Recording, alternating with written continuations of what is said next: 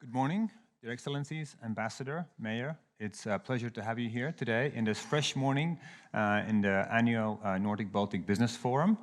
We're happy to have you here in attendance. This is a fantastic moment for us to gather after 2 years of more challenging times, perhaps, that we've been gathering in our perhaps working rooms and living rooms and bedrooms, some of us.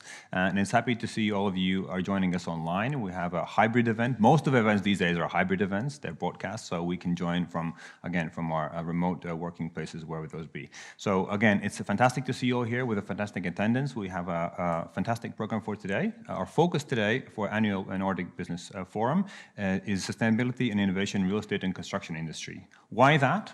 Perhaps you might be wondering. They'll be repeated over and over again today. It's about 35 to 40% of CO2 emissions that come from this industry. So there's a great room and potential for growth, for technology and innovation, which the forum will be addressing in its due course. And we have a fantastic line of panel speakers, which is going to be addressing the issues in detail.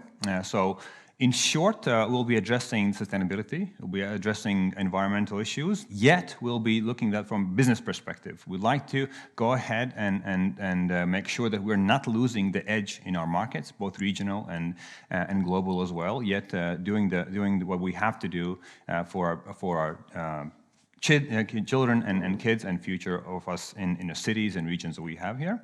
And we'll be working in several rounds in our next 4 hours.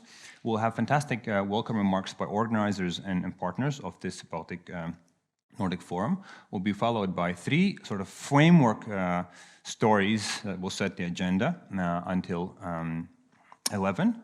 We'll have a short break from 11 to 10. And then we'll have another 4 fantastic stories on the ground, how we're addressing these issues in our cities and regions. And at 12, we'll have a fantastic panel where we can address the questions from all of you in attendance as well as online. So those of you who are watching us online, please feel free to add your questions in the chat section. We will be monitoring the online chat rooms, and we'll be doing it parallel. So 1 question from those of us of you in the audience, and 1 question from those of you who will be watching us online. So we'll be trying to do the back and forth. We'll have about 5 minutes after each speaker that has a presentation, and then we'll have a longer time for discussion and questions and perhaps commentaries around 12 when we have the panelists in discussion. So that's the general hygiene and the helicopter view for the rest of the day today. So we'll be commencing with our welcome remarks, and I'm going to invite to the stage on the lectern Stefan Eriksson, Director of the Nordic Council Ministers Office in Latvia. Stefan, the floor is yours. Thank you, Viestus. Dames and kungi, good morning. I can't promise my remarks will be that fantastic. I will try to be short. It's a great pleasure and honor for me from the Nordic Council of Ministers Office here in Latvia to open up this great event. For some years, the Nordic Chambers of Commerce and Trade here in Latvia have arranged Nordic Business Forums in different formats. We are doing it, they're doing it again with support from our office and also from Nordic embassies, which I think is great. These are times of great uncertainty, as you know, for all of us as citizens, especially maybe for businessmen and women as you, and maybe in particular for the real estate and construction industry. So we think it's really important and hope useful that you have this opportunity to meet today and share experiences and maybe pick up some new knowledge on how to deal with these emerging challenges, as is said here also on the screen. So I hope you have a good morning during this forum. Once again, very welcome. Thank you. Thank you, Stefan. You'll have to do in for me for the clapping part, since I have the lectern in my hand and I'll be standing there. So you are more than welcome to engage the conversation with warm welcome for all of our speakers. Speaking of which, it's my pleasure to introduce the Mayor of Riga, Martin Staķis, who's introducing the words for the panel today. Please, Martin. Yes, good morning, and it's my really pleasure to welcome all of you and the Nordic Baltic Business Forum hosted in Riga, and my speech will be more like a report That's the speeches I'd prefer much more than just the speeches. So when I ran for the mayor for Riga 2 years ago, sustainability and climate neutrality was hardly the priority here. And lucky for me, residents of Riga saw and understood something that you and rest of the Europe have known at least for decades, that green and sustainable development is only way forward. So my main message today is very simple. Our doors in Riga are wide open for green investment. But I'm well aware that there is no such a thing as a free lunch. I'm from catering business, by the way. And that there is no such thing as the free investment as well.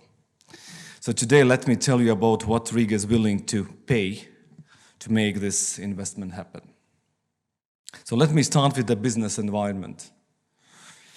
2021 was a record year for real estate investment in Latvia, more than 650 million euros, which is the highest volume ever achieved.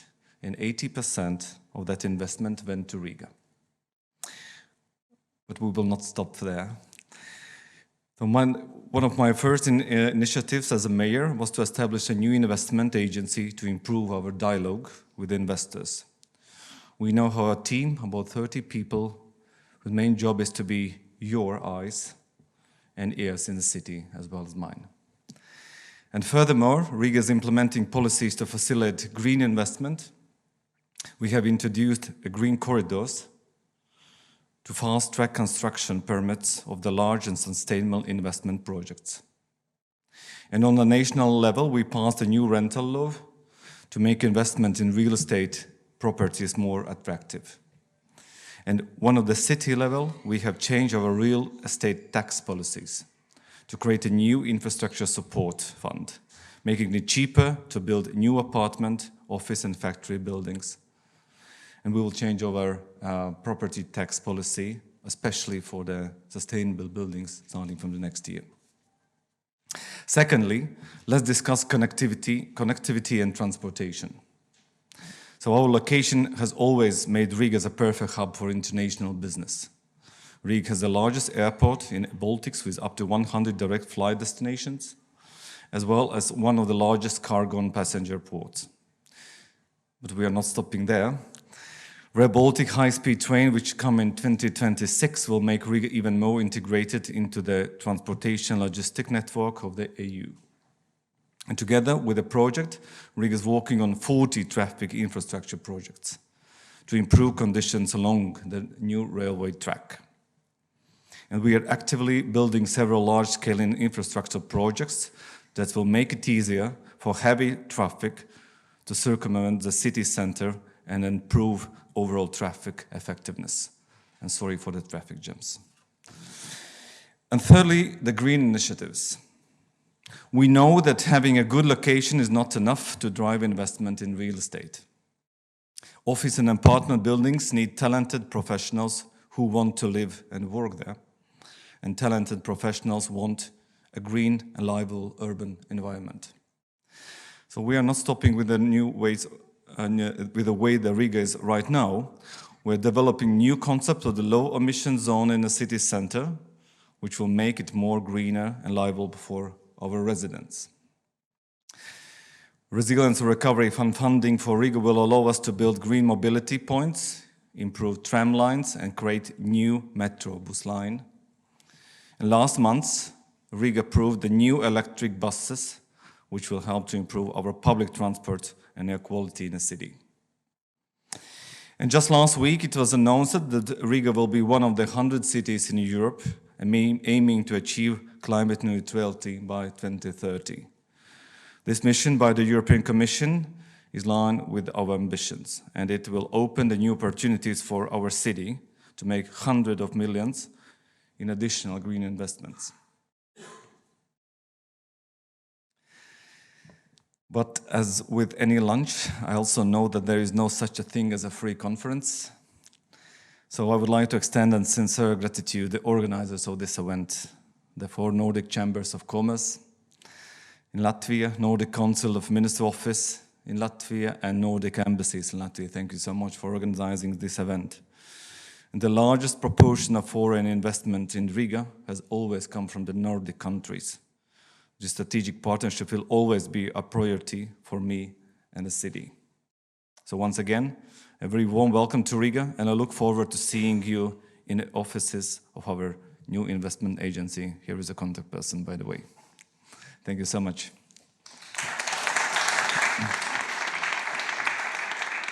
Thank you to Mayor Office Martin Staķis and Fredis Bikos on his right. So please make sure to catch him over the break. He's the person to go to regarding the three things we heard.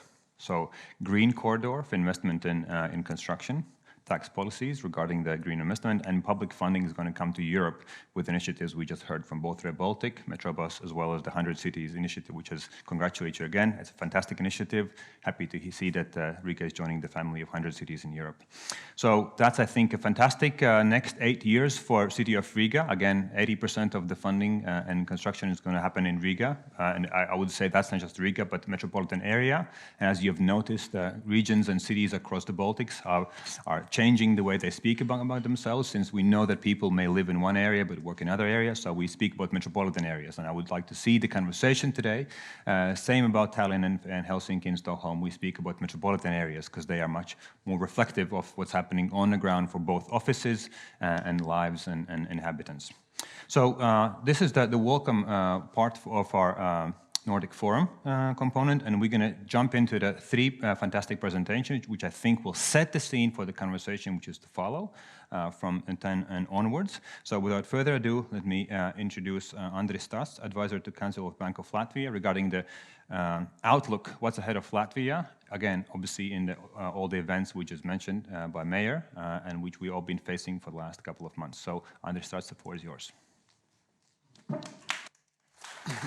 Thank you. So the mayor saved a couple of minutes, so I have a couple of minutes more, I see.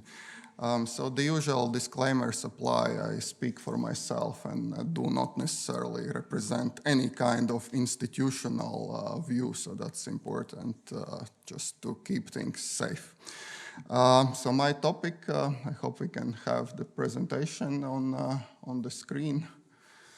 So my topic is the macroeconomic outlook, or what's ahead for the euro area and Latvia, as if we knew, the central bankers. So we sometimes know, but sometimes we pretend to know, right?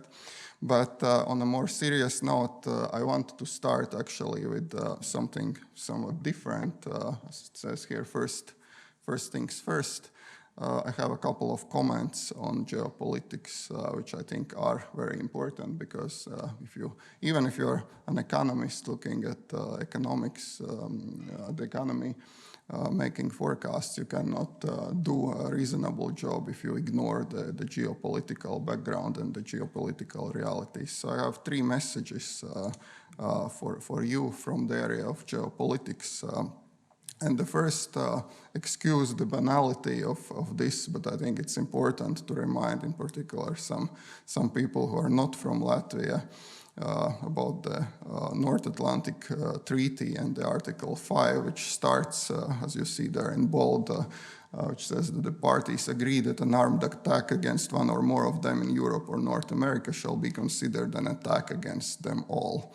So in other words, what this is saying, that an attack on a country such as Latvia is automatically also an attack, for example, on the United States of America.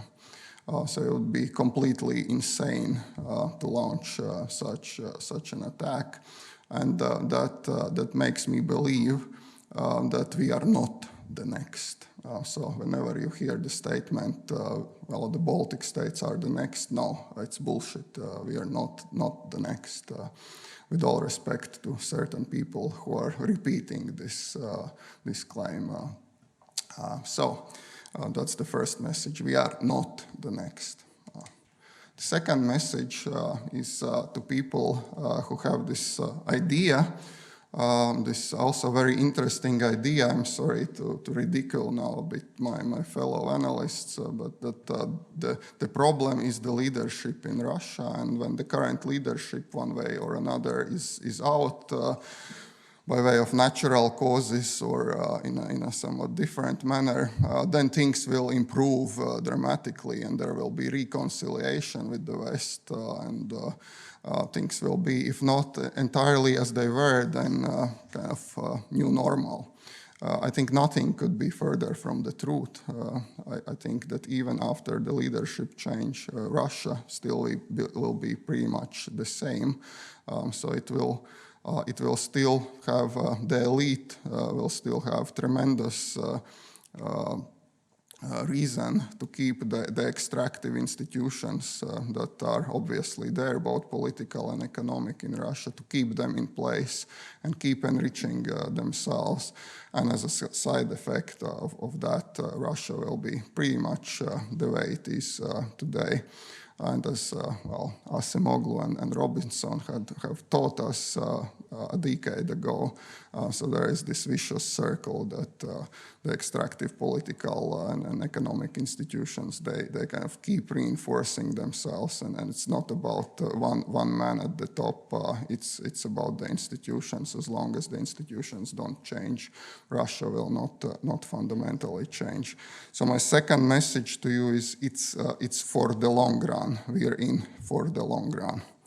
And my third message, I also bring a quote here, and that quote is from George Kennan, who's a famous US ambassador to the Soviet Union at that time. So he's more famous, I guess, for his long telegram that he sent to Washington in 1946. But a year after that, he also published a policy article about how to deal with the Soviet Union.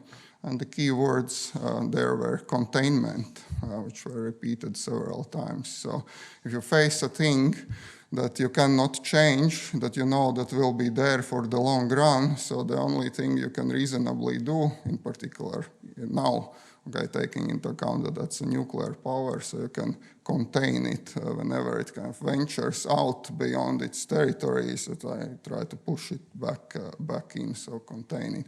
So containment worked back then. Containment sounds like a reasonable strategy and an appropriate strategy today. So once again, the three messages: no, we are not the next, but this is for the long run. This is a fundamental structural shift. It will not go away. You cannot sit it out. So containment will have to be there, and containment will cost us some money. Containment will be expensive. So now let me move in the time remaining then to the economy part. So I will very briefly look at the global and euro area economy, and of course you know that the huge uncertainty created by the Russian invasion of Ukraine. So of course it worsened the economic outlook even for the world as a whole, but okay, somewhat slightly, but for the euro area, for Europe, obviously because of the economic ties and the geographic proximity more severely. Nevertheless, still even with this uncertainty, the baseline scenario remains that there will be still growth in the euro area and in the EU, in Latvia, as I will also show in a moment. However, of course, that growth will be subdued and more benign that it would have been otherwise. So the rebound from the COVID, so the post-COVID rebound, of course, was expected to be much stronger, but it is now being subdued due to these geopolitical developments. So you can see that the uncertainty indices are shooting up, and for example, on the right-hand side, the Purchasing Managers Index. So it was expected to kind of rebound forcefully, but it's pretty flat. It's still in the positive territory, but it's pretty flat. On the other hand, the inflation pressures, of course, needless to say, are there, and mostly because of the energy price story, but also some other items. And now we see in the last couple of months, we see that inflation pressures are more broad. So there's virtually already almost all prices are rising. If say half a year ago it was only certain items for which the prices were rising. So this is now a broad-based trend. So we have for the Eurozone, for the Euro area, several scenarios. So even for the more adverse scenarios, you see that there's still growth projected both this year and next year. Of course, the inflation, the price pressures in the more adverse scenarios, they don't look as nice, to put it mildly. And of course, there is and there will be further central bank response. So the Bank of England was the first to go, followed by the Fed, and now obviously will be followed by the ECB soon. So why the central banks are not moving even more aggressively? It's just because central banks are good at several things, but one of them, unfortunately, I must say, central banks have also been good in the past at engineering recessions, and that's something that we would clearly like to avoid this time. So that's why instead of a very forceful response, there is a gradual treading, so to say, the water, and well, let's see where we are after a couple of initial steps. So now turning to the impact on Latvia in particular, which is probably the most interesting topic for you. So the good news, although it's a bit of a look into the rearview mirror, right? But the good news is the first quarter of this year was still very strong. We also expect a reasonably good second quarter of the year. So then probably the second half of the year will be not as nice, to put it politely, but at the same time also for this year, even in the more adverse scenarios, you'll see, we project also growth for the year as a whole.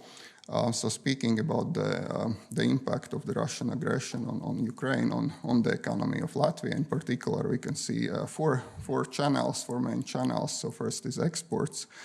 Second is availability or unavailability with respect to imports of certain raw materials and components. Third is just the elephant in the room, the increase in energy prices. And the fourth is the confidence issue. The good news about exports is that we are not in any major way dependent on Russia anymore for our exports. So even last year, before the invasion of Ukraine happened, the exports of Latvia to Russia, so the Russia's market share was below 6% already. We actually did a calculation at the central bank, looking at what would happen if we lost all the exports to Russia, which is not an unreasonable assumption now.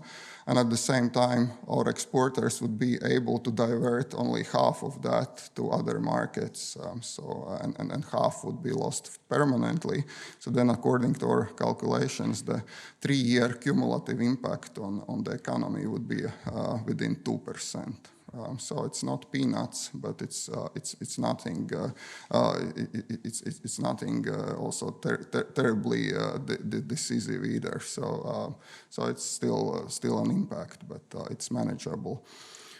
So there are certain imports which are an issue. Most of them can be replaced. The issue is, for example, for iron and steel or fertilizers, it's more about the price rather than the physical availability. But of course, our big vulnerability is the natural gas, for which we still almost entirely depend on Russia. The good news is there is the Klaipėda LNG terminal.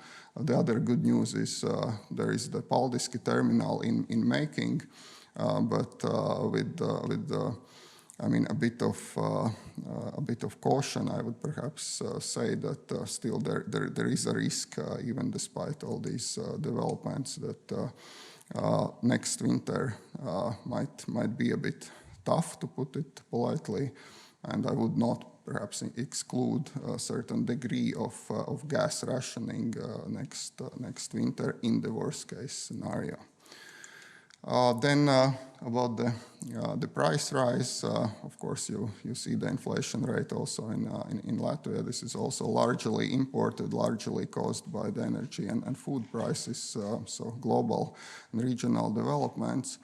But if you look at the impact on the economy, so we also did an analysis on the energy price of the energy price impact on the economy, and same model as with the exports.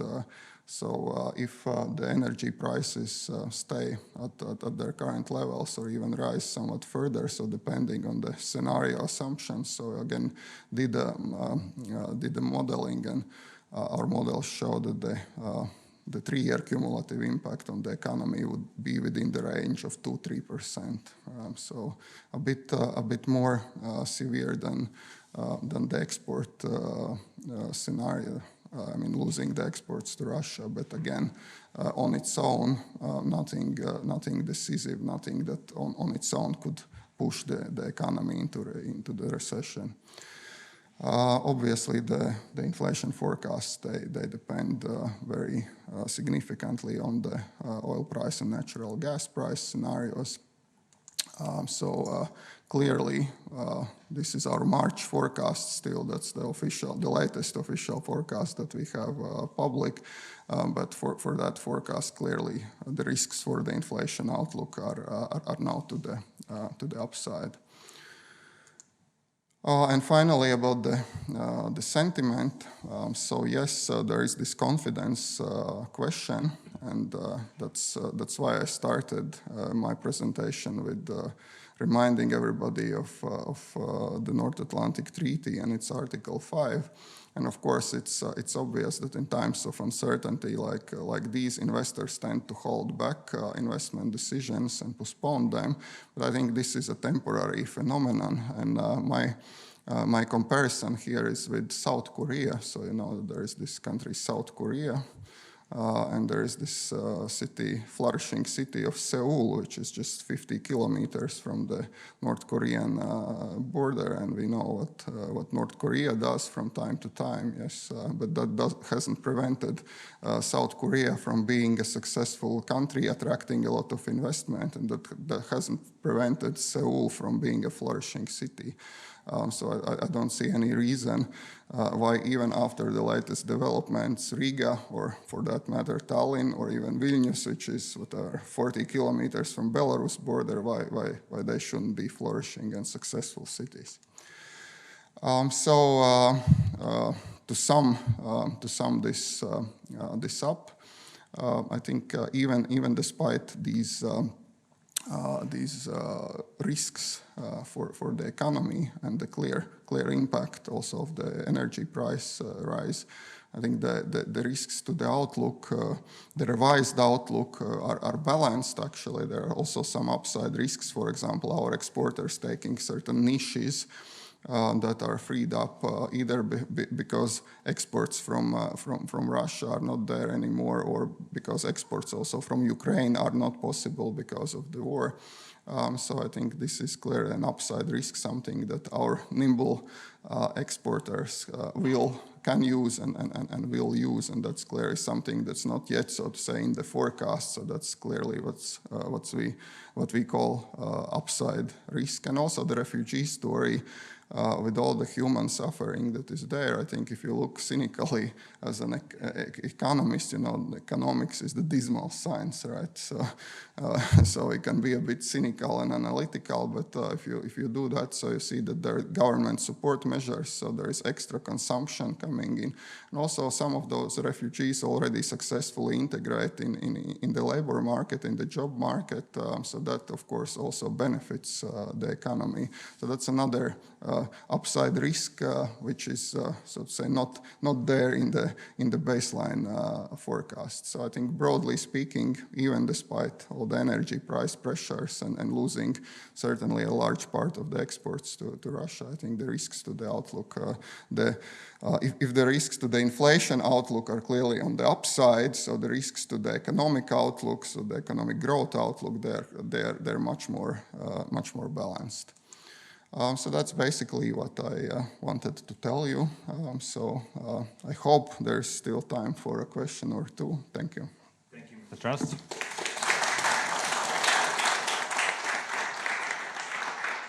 Ladies and gentlemen, this is the time we've been waiting for 2 years. This is the time for a water cooler conversation. You have one of the main economists in the building, so please feel free to ask any questions you may have regarding the supply chain, regarding the energy prices. I think this is the time to perhaps press Mr. Stras to how much towards speculation can we go today, and where is the reasonable measure of that? So any questions to that? If not, I'll jump in with a question. Anyone? Agnes, I think that might be a question lingering there. If not, then I'll ask anyone else. Questions from the audience, please. So resin materials and energy prices, how is that going to affect the real estate and construction industry? No questions? Everything is smooth sailing? All right. Christina? We have to use the microphone because we have to use it for the broadcasting. Thank you, Christina. Hi, my name is Christina. I was wondering for us who are buying properties and new apartments and using help of the banks, maybe there's like suggestion of how Euribor will grow in the future, or not grow? There was a hint actually in, thank you for this question. There was a hint in one of the slides where the interest rates, although I was careful not to kind of preempt the decisions by the governing council of the ECB, which I shouldn't do in any case, right? But I just showed the market expectations for the interest rates, and obviously there are market expectations that the liftoff will start in the summer of this year and then continue for a while. Let's put it that way. So you're probably living. Should I say? Well, this is on the record. This is a problem, you know. These things. I like to be off the record, and I can make all sorts of jokes and fun. But you're probably living the last days of negative Euribor.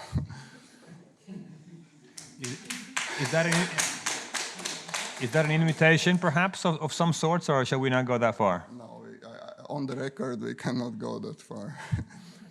Okay, so that's a very practical, down-to-earth question. I think things will get more difficult, or that we put it, you said to put politely. They will get more difficult for borrowers, but they will get more reasonable for savers. Okay. So I mean, it's about time. Yeah. It's about time. All right, thank you. Any more questions from the audience regarding the supply chains and energy prices? What other countries perhaps are doing? Anyone want to jump in? Okay, that's a once, that's twice, that's sold. We have questions from the broadcast, do we? Not directly right now. Okay. All right, thank you, Mr. Tuss. He'll be around, I think, perhaps for the next hour for the next coffee break, but unfortunately not after. So you still have a chance to... So you still can catch me during the coffee break. Okay, thank you, Mr. Strass. Thank you. Okay. Okay, that was I think the sort of a sobering framework for what's going to happen, and we all can guess what means that the challenges will be politely put, perhaps quite drastic for the fall and winter to come. All right, that's my second ego speaking right there, but I'll continue without disruption here. Our next speaker is going to zoom on the questions of sustainability in construction real estate. Without further ado, let me ask Varis Bockalders, Professor Varis Bockalders, architect and author from Sweden, with a topic of innovation sustainability in real estate and construction sectors. What's new in the market? So Varis, the floor is yours with a new book. Shall we? Well, I am sort of an architect and specialized in sustainable building, and I teach at the Technical University in Stockholm and also been teaching here in Riga. And I write educational books, and this is the last one, just published in Latvian. And the book is now available in 5 languages. So English, Chinese, Russian, and Swedish. You ran across for a book?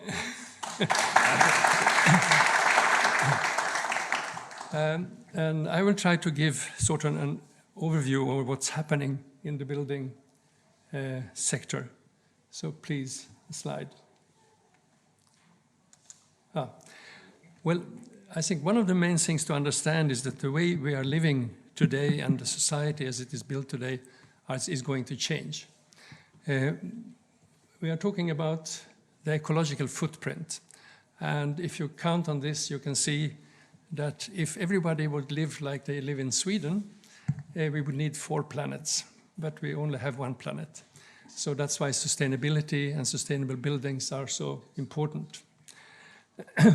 And so what's happening now in the business is that a lot of certification systems are established to make it easier for builders to do the right thing. In Sweden, we use a lot of this, which is called miljöbyggnad.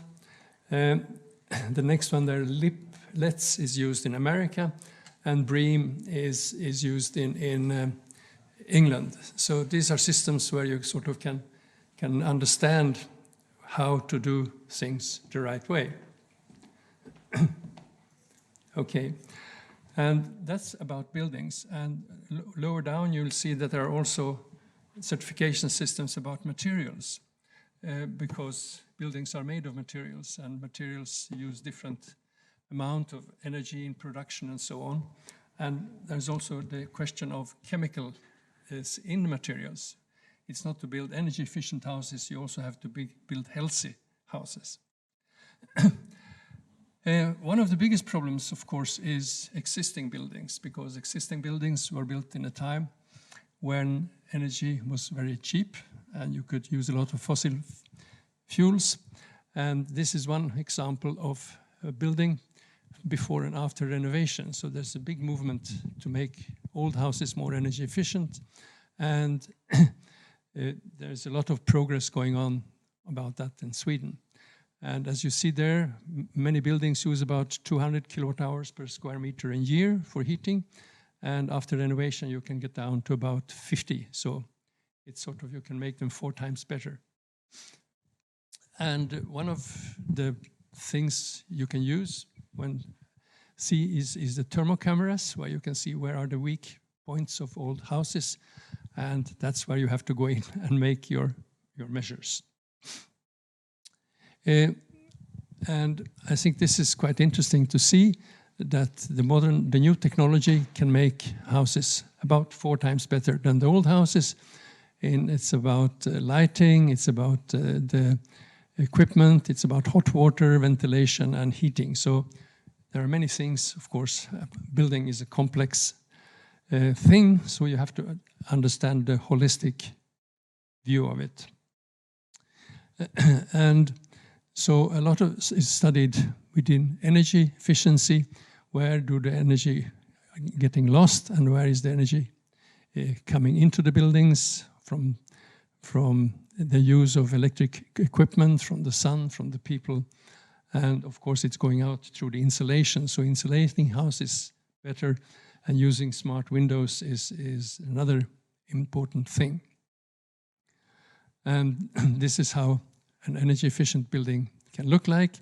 I mean, this is from Sweden. They can look almost as old buildings, but if you go into the details, they are not old buildings. They have all these new issues in them.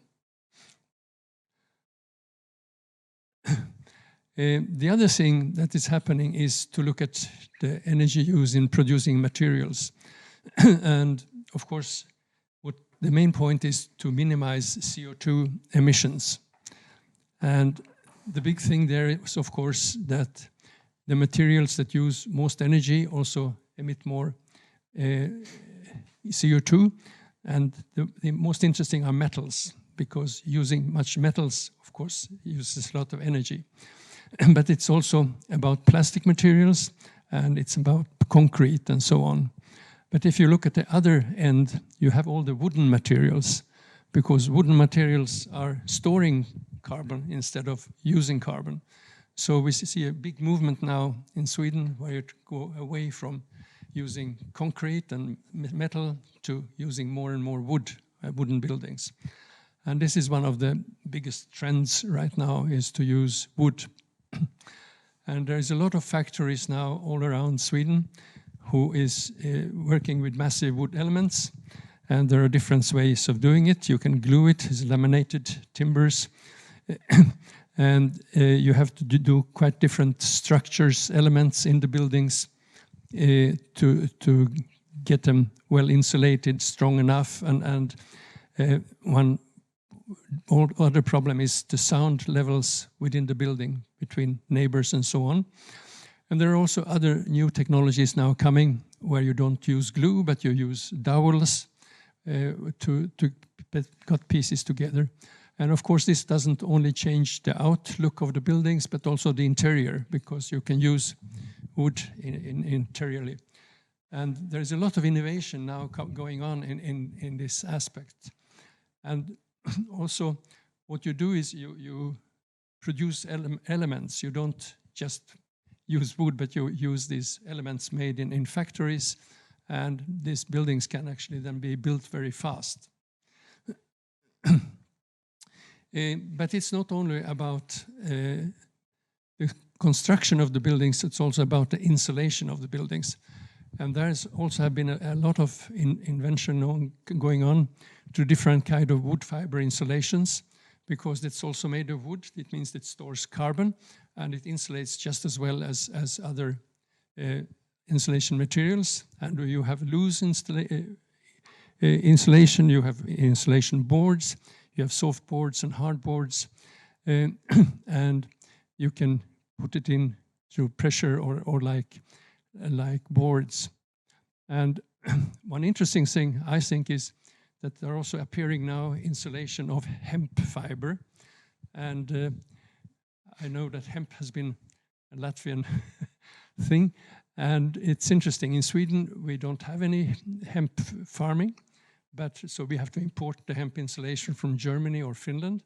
But I think that would be a possibility for Latvia to go into more hemp insulation. Of course, those insulation materials of wooden materials are you can't have them in wet situations, so as in foundations. So what's happening there is that we use unorganic insulation materials, and most of these materials are made of glass, recycled glass. So you have glass gravel, and you can use the glass gravel in foundations in different ways. You also have a material called perlite, which can be used in brick buildings. And you also have these foam glass boards. And what we can see, there's a quite new way of making foundations today with this kind of materials. And one reason to do this is to get rid of the plastic insulation, because that's made of fossil materials. And also these glass materials have much longer lifetime. So we don't only see how we change the structure of buildings to wood, but also how we change insulation materials.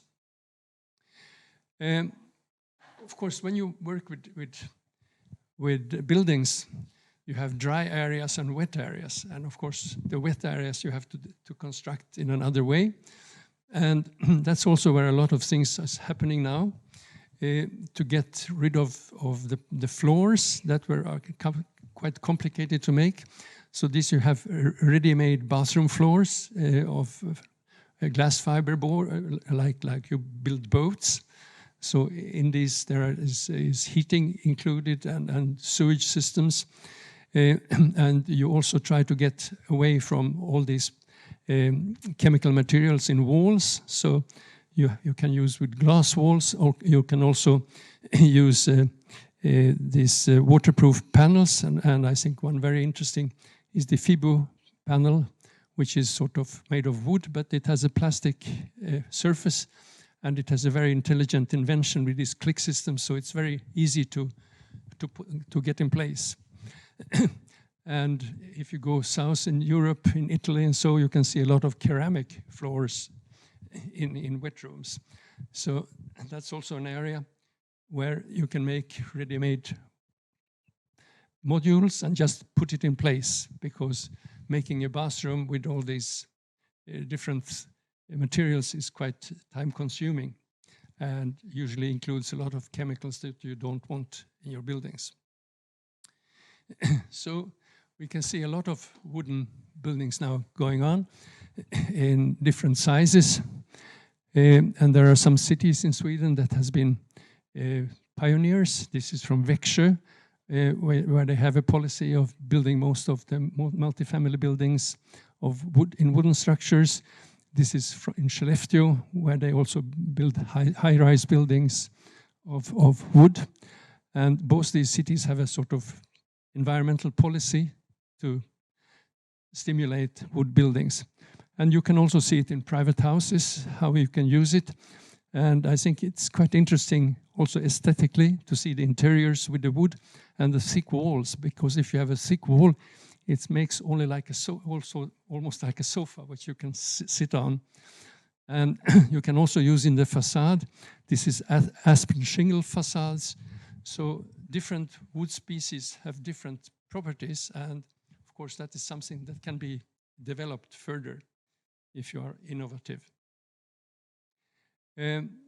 This is one of sort of very interesting building. It's just ready-made in Västerås.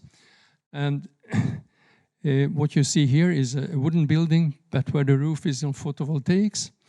And it's also financed in a different way. It's financed by the people who are going to live there, instead of taking bank loans to get another kind of economy in it.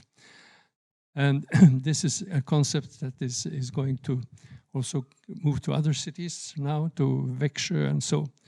And I think this is one of the most modern sort of approaches to building apartment houses. Another interesting thing is, of course, photovoltaics, to produce electricity in your old building. And maybe I should tell that this building, they have photovoltaics, and they also have a carpool with Tesla cars, which are then charged with their own electricity. So you don't have to buy expensive petrol. And what we see now in photovoltaics is a lot of development going on. You try to integrate it as roof materials or as facade materials.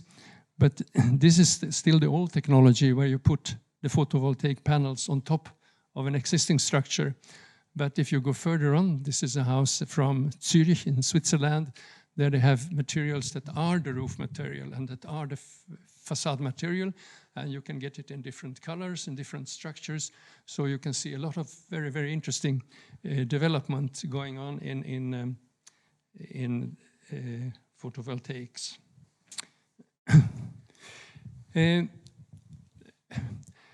If you look at the Baltic countries, there are some quite innovative things going on. And I just wanted to show this to you. For example, here in Latvia, there is a company called SmartWin who makes very, very good windows with very low efficient energy U values. And this we import to Sweden a lot and use in passive house buildings. In Lithuania, they have developed a system of straw panels using straw material as insulation, and you can get them ready-made. And in Estonia, there are some companies making clay paints and clay plasters. The interesting thing, of course, with paints and plasters is that they use a lot of chemicals. And if you want to get rid of them, clay is a fantastic material. Clay you can get naturally in different colors because it's what's going on. And an interesting thing with clay is that it can absorb moisture. So it regulates the moisture quality inside the building. So you get a better indoor situation. The other interesting thing that's going on is in infrastructure. And this is from Hammarby Sjöstad in Stockholm, where they worked a lot with infrastructure, and to do that in a more modern way. And so, for example, how you can have all the installations in culverts under the city so it's easier to maintain and to repair and to replace. You can also have underground garbage collection systems with the vacuums.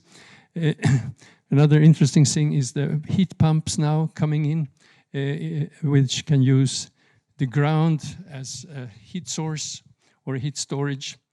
We have a city in the south of Sweden called Helsingborg, and they are going to have a big building exhibition next month. And one of the things they are using here is what they call the tree pipe system for the sewage. So you have 3 pipes instead of 1 pipe. 1 pipe is for toilets, 1 pipe is for water, and the 3rd pipe is for composting materials. So they divide it at the source, and then they can easily take care of it. Another interesting thing is also that a lot of cities need cooling, and globally cooling will be one of the big energy problems because of the heat rise, and you can combine central heating with central cooling systems with heat pumps in a very, very efficient way. When we come up to cities, as one aspect is to green cities. So we talk about urban ecosystem services. In Sweden, we have 2 examples, which I think is quite interesting, where you have integrated green areas and blue areas. One is Hammarby Sjöstad in Stockholm, and the other one is Bo 01 in Malmö. And this kind of ideas we also pick up from Germany. If you have the possibility to go to Freiburg in the south of Germany, that's, I think, is one of the most interesting cities. And they also have this sort of traffic policy where you don't build the city for cars, you build it for public transport, for bicycles, for pedestrians, and in that kind of way. And I think so you can see that there is things happening all the way from the materials to the buildings to energy problems and to infrastructure up to sustainable cities. Thank you. Thank you, Professor Bucklers. Any questions from the audience? This is a chance to ask what's new in the market. I think quite a few exciting things. I saw some phones raise up. That's usually a good sign that people are making photos of the screen, which means we're waking up finally. Agnes, please. Yes, Agnes Cimtiņa, Norwegian Embassy, and I'm also a social anthropologist. I have 2 questions. First of all, teaching at university, when you teach students now, have you really changed all curriculum and there is totally new approach to construction sector, what you teach to students? And the other one, we see, of course, that tree, timber, tree materials is more and more popular material. It's considered to be very sustainable for building. It's being used increasingly also in heating. How sustainable is that? Because forests are not unlimited resource. So it would be interesting your comment on that. We live on a planet, one planet. We don't have 4 planets. So of course we have to be careful of using of resources. But wooden building, I think if you have forests, the best thing is to use the forest for long standing. Instead of burning it, build buildings. I mean, if you burn it, it disappears very fastly. So that's why we see a big movement going over to heat pump systems and to combining cooling and heating. For example, in a food store, you need cooling for the products and you need heating for the rooms. So you can combine this with heat pumps in very smart ways. So try to minimize the use of wood for burning and use more wood for houses and furniture and interiors. Second question. The second question was about the schools of architecture, and I must say that's very, very different in different schools and in different countries. And some schools, I think the best ones you have in Germany and also in Switzerland. And in Sweden, it's been so that we have had special courses. I mean, it's not so that the whole educational system has been changing, which I'm hoping for, but we try to do this as well as we can. Okay, we have a question from the online audience, and then it's going to be your turn. Is that okay? So I'm going to read out the question to make sure that I'm not butchering here. So there are many new innovative sustainable solutions introduced in the market. What is the price comparison? In other words, are they competitive when what's happening in the market and what's available? Well, I mean, if you look at the economy, you have to look at two different things. One is short time, how much does it cost to build a building? And the second is long term, how much does it cost to use the building? And of course, it's more expensive to build a building, but it's cheaper in the long run. And that's sort of the main problem of the economics, is to get the economists to understand that the building will be there for hundreds of years, and in the long run, it's much cheaper. The full cycle. Yeah. We have another question, and then it's going to be your turn. Sorry, just a question. Oh, there's another one from the online, and then it's your turn. Is that okay? Sure. Just 1 second. So many people are concerned regarding the safety of wooden buildings, especially high rises. So how safe they are when in case of fire, perhaps? Well, actually, it has been shown that it's quite safe. I mean, if you look at fires in buildings, you have horrible fires in all kinds of buildings. And to make fireproof buildings of wood has sort of been solved. When you come to bigger public areas, you can have the sprinkler systems, and so we have had regulations in Sweden that you shouldn't build wooden buildings more than 2 stories. But now with the new technology, you can build them as high-rise buildings without problems, even for fire security. Okay, all right, good to hear. All right, the question in the back. Thank you very much. Most interesting. One reflection, I'm not sure if it's a question, but considering that most of us are a bit greedy in that aspect, that we have put all our production into China, and we know what's happened with the logistics chain, it's not going to move back to Europe very quickly. And let's take heat pumps as an example. I'm running an event on heat pumps this evening, but the problem there, of course, is spare parts. The spare parts are produced in China. So we need to rethink our total thinking and decide how much we want to pay. I mean, it's the same thing. The British shoe industry disappeared, and it was excellent, but all the production went to China because we always wanted cheaper, cheaper, cheaper, cheaper. And look at the transport distance. And then it becomes politics also. So we have a lot of challenges.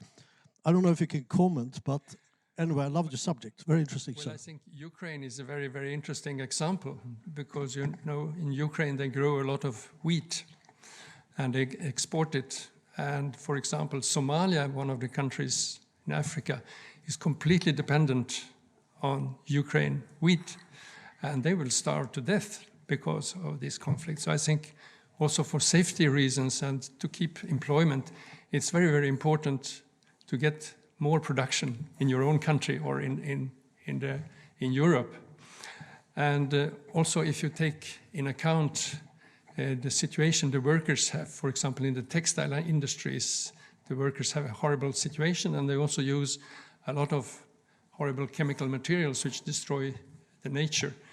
And one idea is, of course, to put extra custom fees on things that are not produced in a sort of human way or in a healthy way.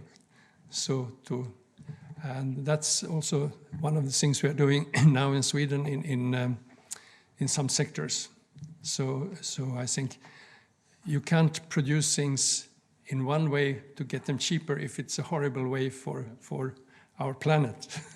And that has to be regulated somehow.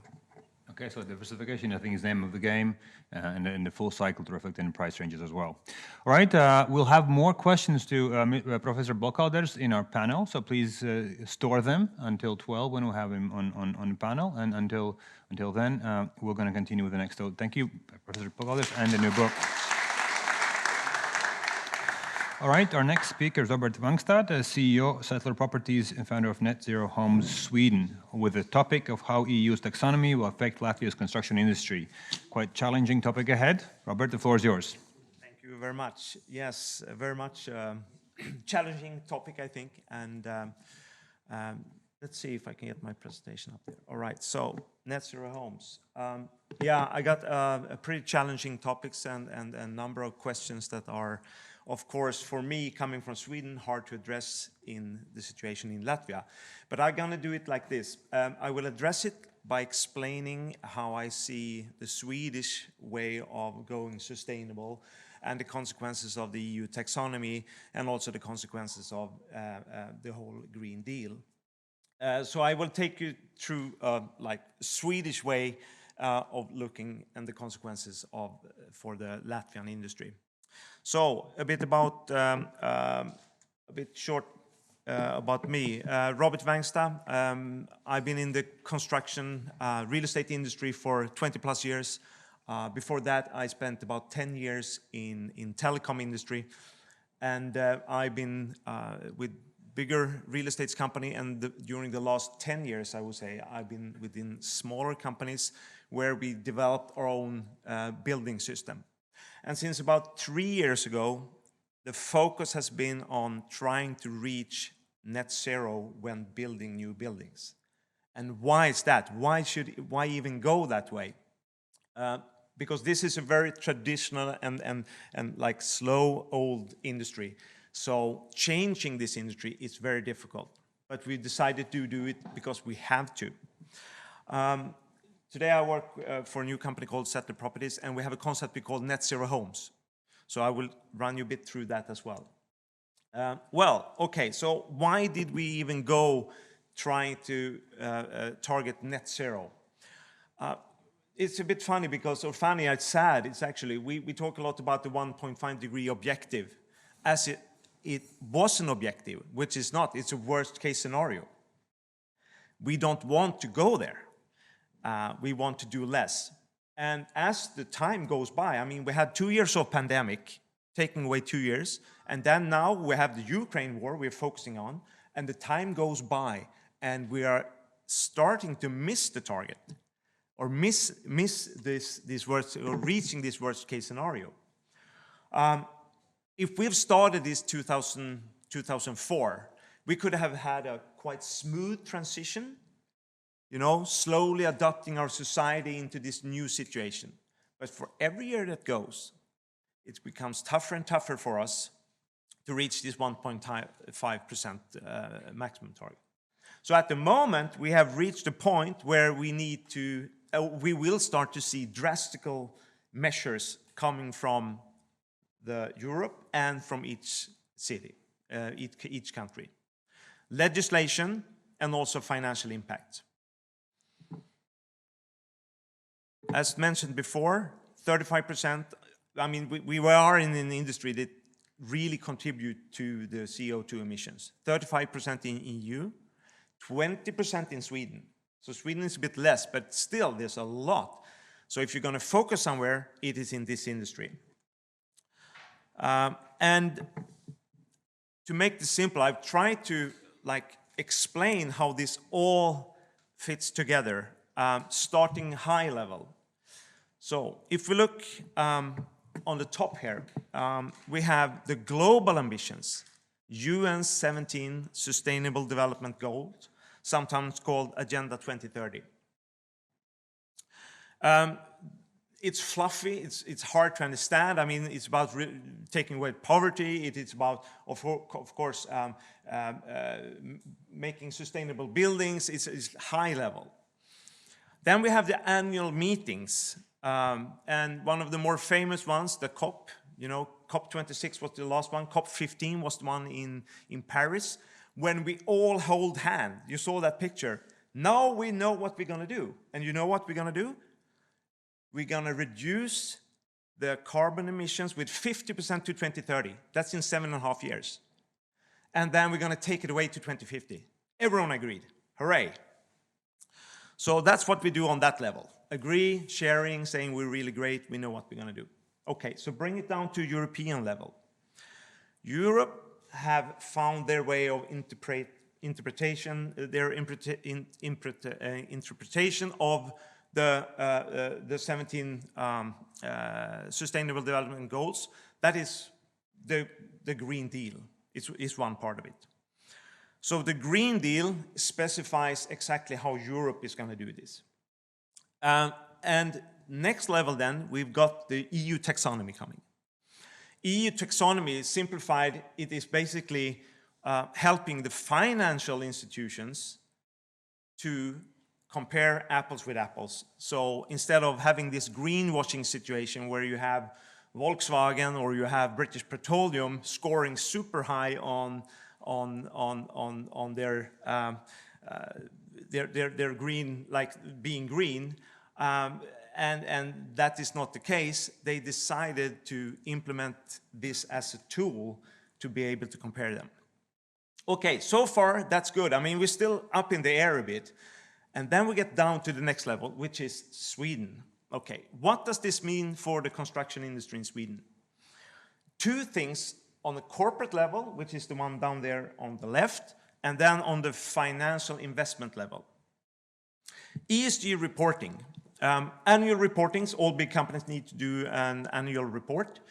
That annual report does need to contain information, specific information on sustainability and how you work with ESG, environmental, social, governmental measurements. On the financial side, starting now, I will say from 2021, you have specifications on how to report your ESG investments, so you know if your portfolio is brown or if it's green. And no one wants a brown portfolio because it will be expensive to finance through European Union, through the financial departments for the banks in each country. Okay, so now we're getting into what's affecting companies really. Construction companies in Sweden, they are struggling with those things on the corporate level and also to get financing on all the real estate projects. Further down in the base here, we have the requirements in what the BBR, which is like the building regulations, and they are set in place 1st of January 2022.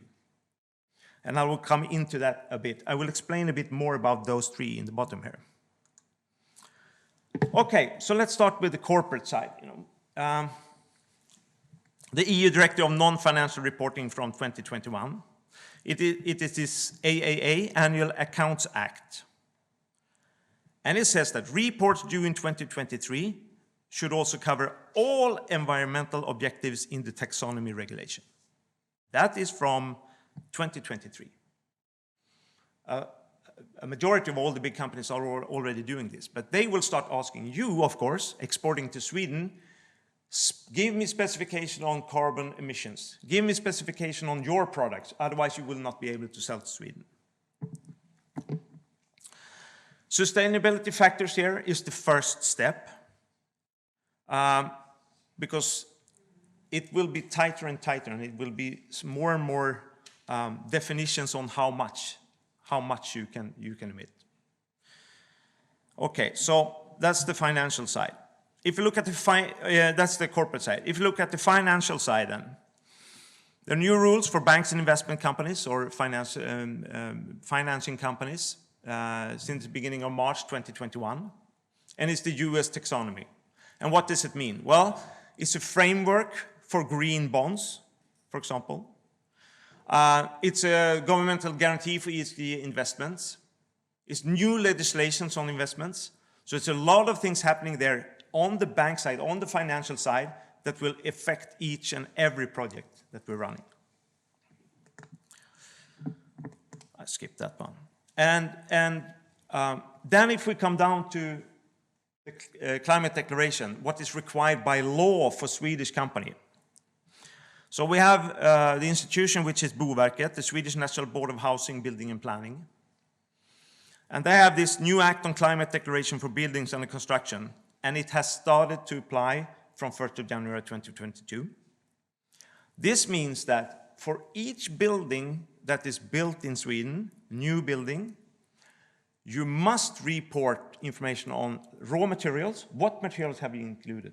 Windows, electricity, walls, whatever you have, all new materials that's in the building. How did you manufacture this in the factory? And how much carbon emission did you get from the manufacturing? Work on the construction site. How much emissions do you get out of the work on the construction site? So if you produce the modules here in Latvia, ship it to Sweden, you must be able to tell exactly how much carbon dioxide you emit. And this is a fact now. Also transports. How is the transports from the material coming to the factory here, putting everything together, and then shipped to Sweden?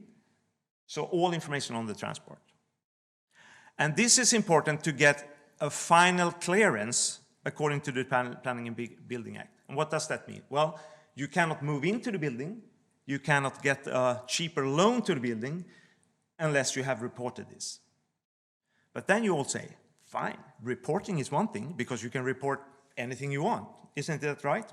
Well, it is, more or less. I mean, you could report anything up until end of May next year, when we will get the targets.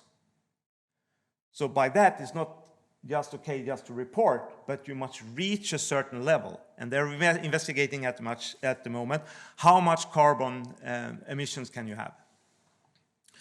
So, and if you don't know, if you come with a product, if you come with a window, send it in, they will use the numbers from Boverket and they will add another 25% on that. So it means that your product, if you're shipping it to Sweden, not only can it be dismissed because it was too expensive, it can also be dismissed because it doesn't provide low enough carbon emission number. So this is going to be equally important as the price as you go forward. And this is from now and onwards.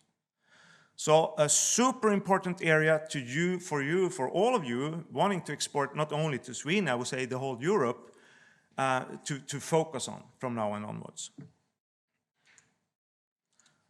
And also, of course, one of the challenges is that the Swedish authority, they have a lot of information in Swedish and not enough in English so far, but they are working on it. They say they will come up to it. They have a small section which is English.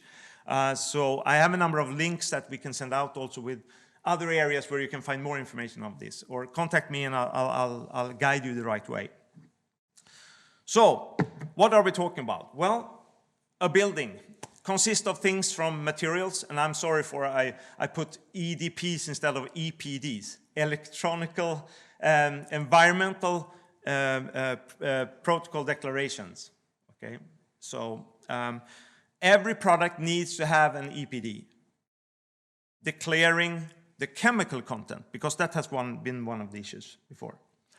Now the carbon dioxide emission needs to be on this EPD. You need to get them there. Because we, sitting in Sweden, need to pull all this together, materials, production and factory, transport, assembly, energy and heating, the whole building, and report it in. So this is a key thing going forward. So what have we done? Well, we can see that this is something that has happened gradually. Slowly, the Swedish company, the whole Europe, is moving towards those goals.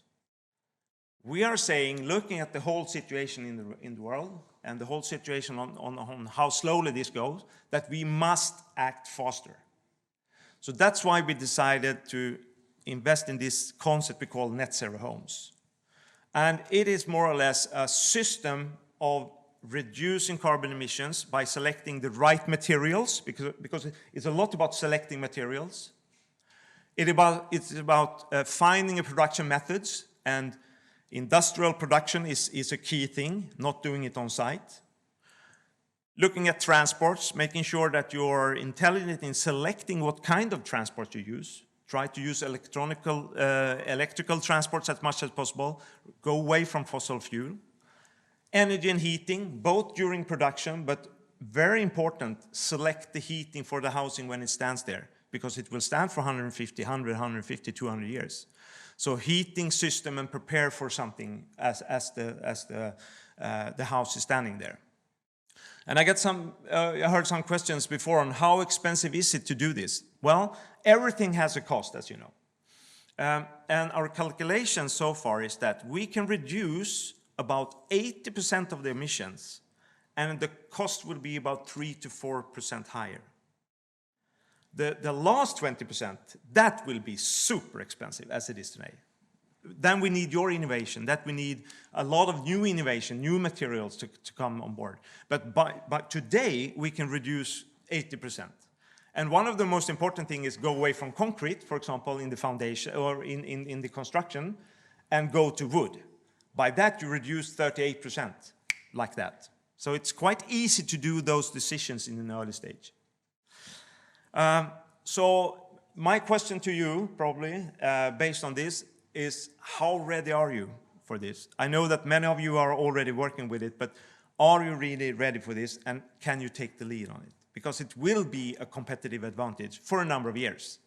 I hope in 5 years' time, everyone is working with this. That's my hope, but I know it will take longer. So be ahead. I think this is a key area. It's not something you do because you have to. It's something you do because you will make money out of it and you will be successful. Focus on sustainability. So thank you. Thank you, Robert. So we have a question right there. That was a second split there. Thank you so much. Please, Maya. Thank you. I'm Maya from the Nordic Council of Ministers office in Latvia. And I have two questions. So you somehow sketched that, okay, there is a climate crisis, CO2, there is pollution crisis, so the chemicals, but how about biodiversity crisis? That's a question to actually everyone. Is biodiversity also an issue for the building, construction industry, or it's out of their domain, out of your domain? And yeah, so maybe you have some interesting examples of how biodiversity kind of issues are dealt with in Sweden. And the second question is regarding land use. So if the food prices are going to increase in long term, already in short term, so also how do you see this kind of land use debate between the construction building versus food? Thank you. Good question, very good question. They're related, both of them, of course. Okay, so if we start with biodiversity. Biodiversity is a very important thing in the EU taxonomy, for example. So of course, if you have, you can say the legislation part, which is reporting CO2 emissions. We do that by Boverket. But then on the other side, you will not get financing unless you cover the biodiversity as part of the EU taxonomy reporting. So it is there, but it's not at the moment in this specific part of Boverket.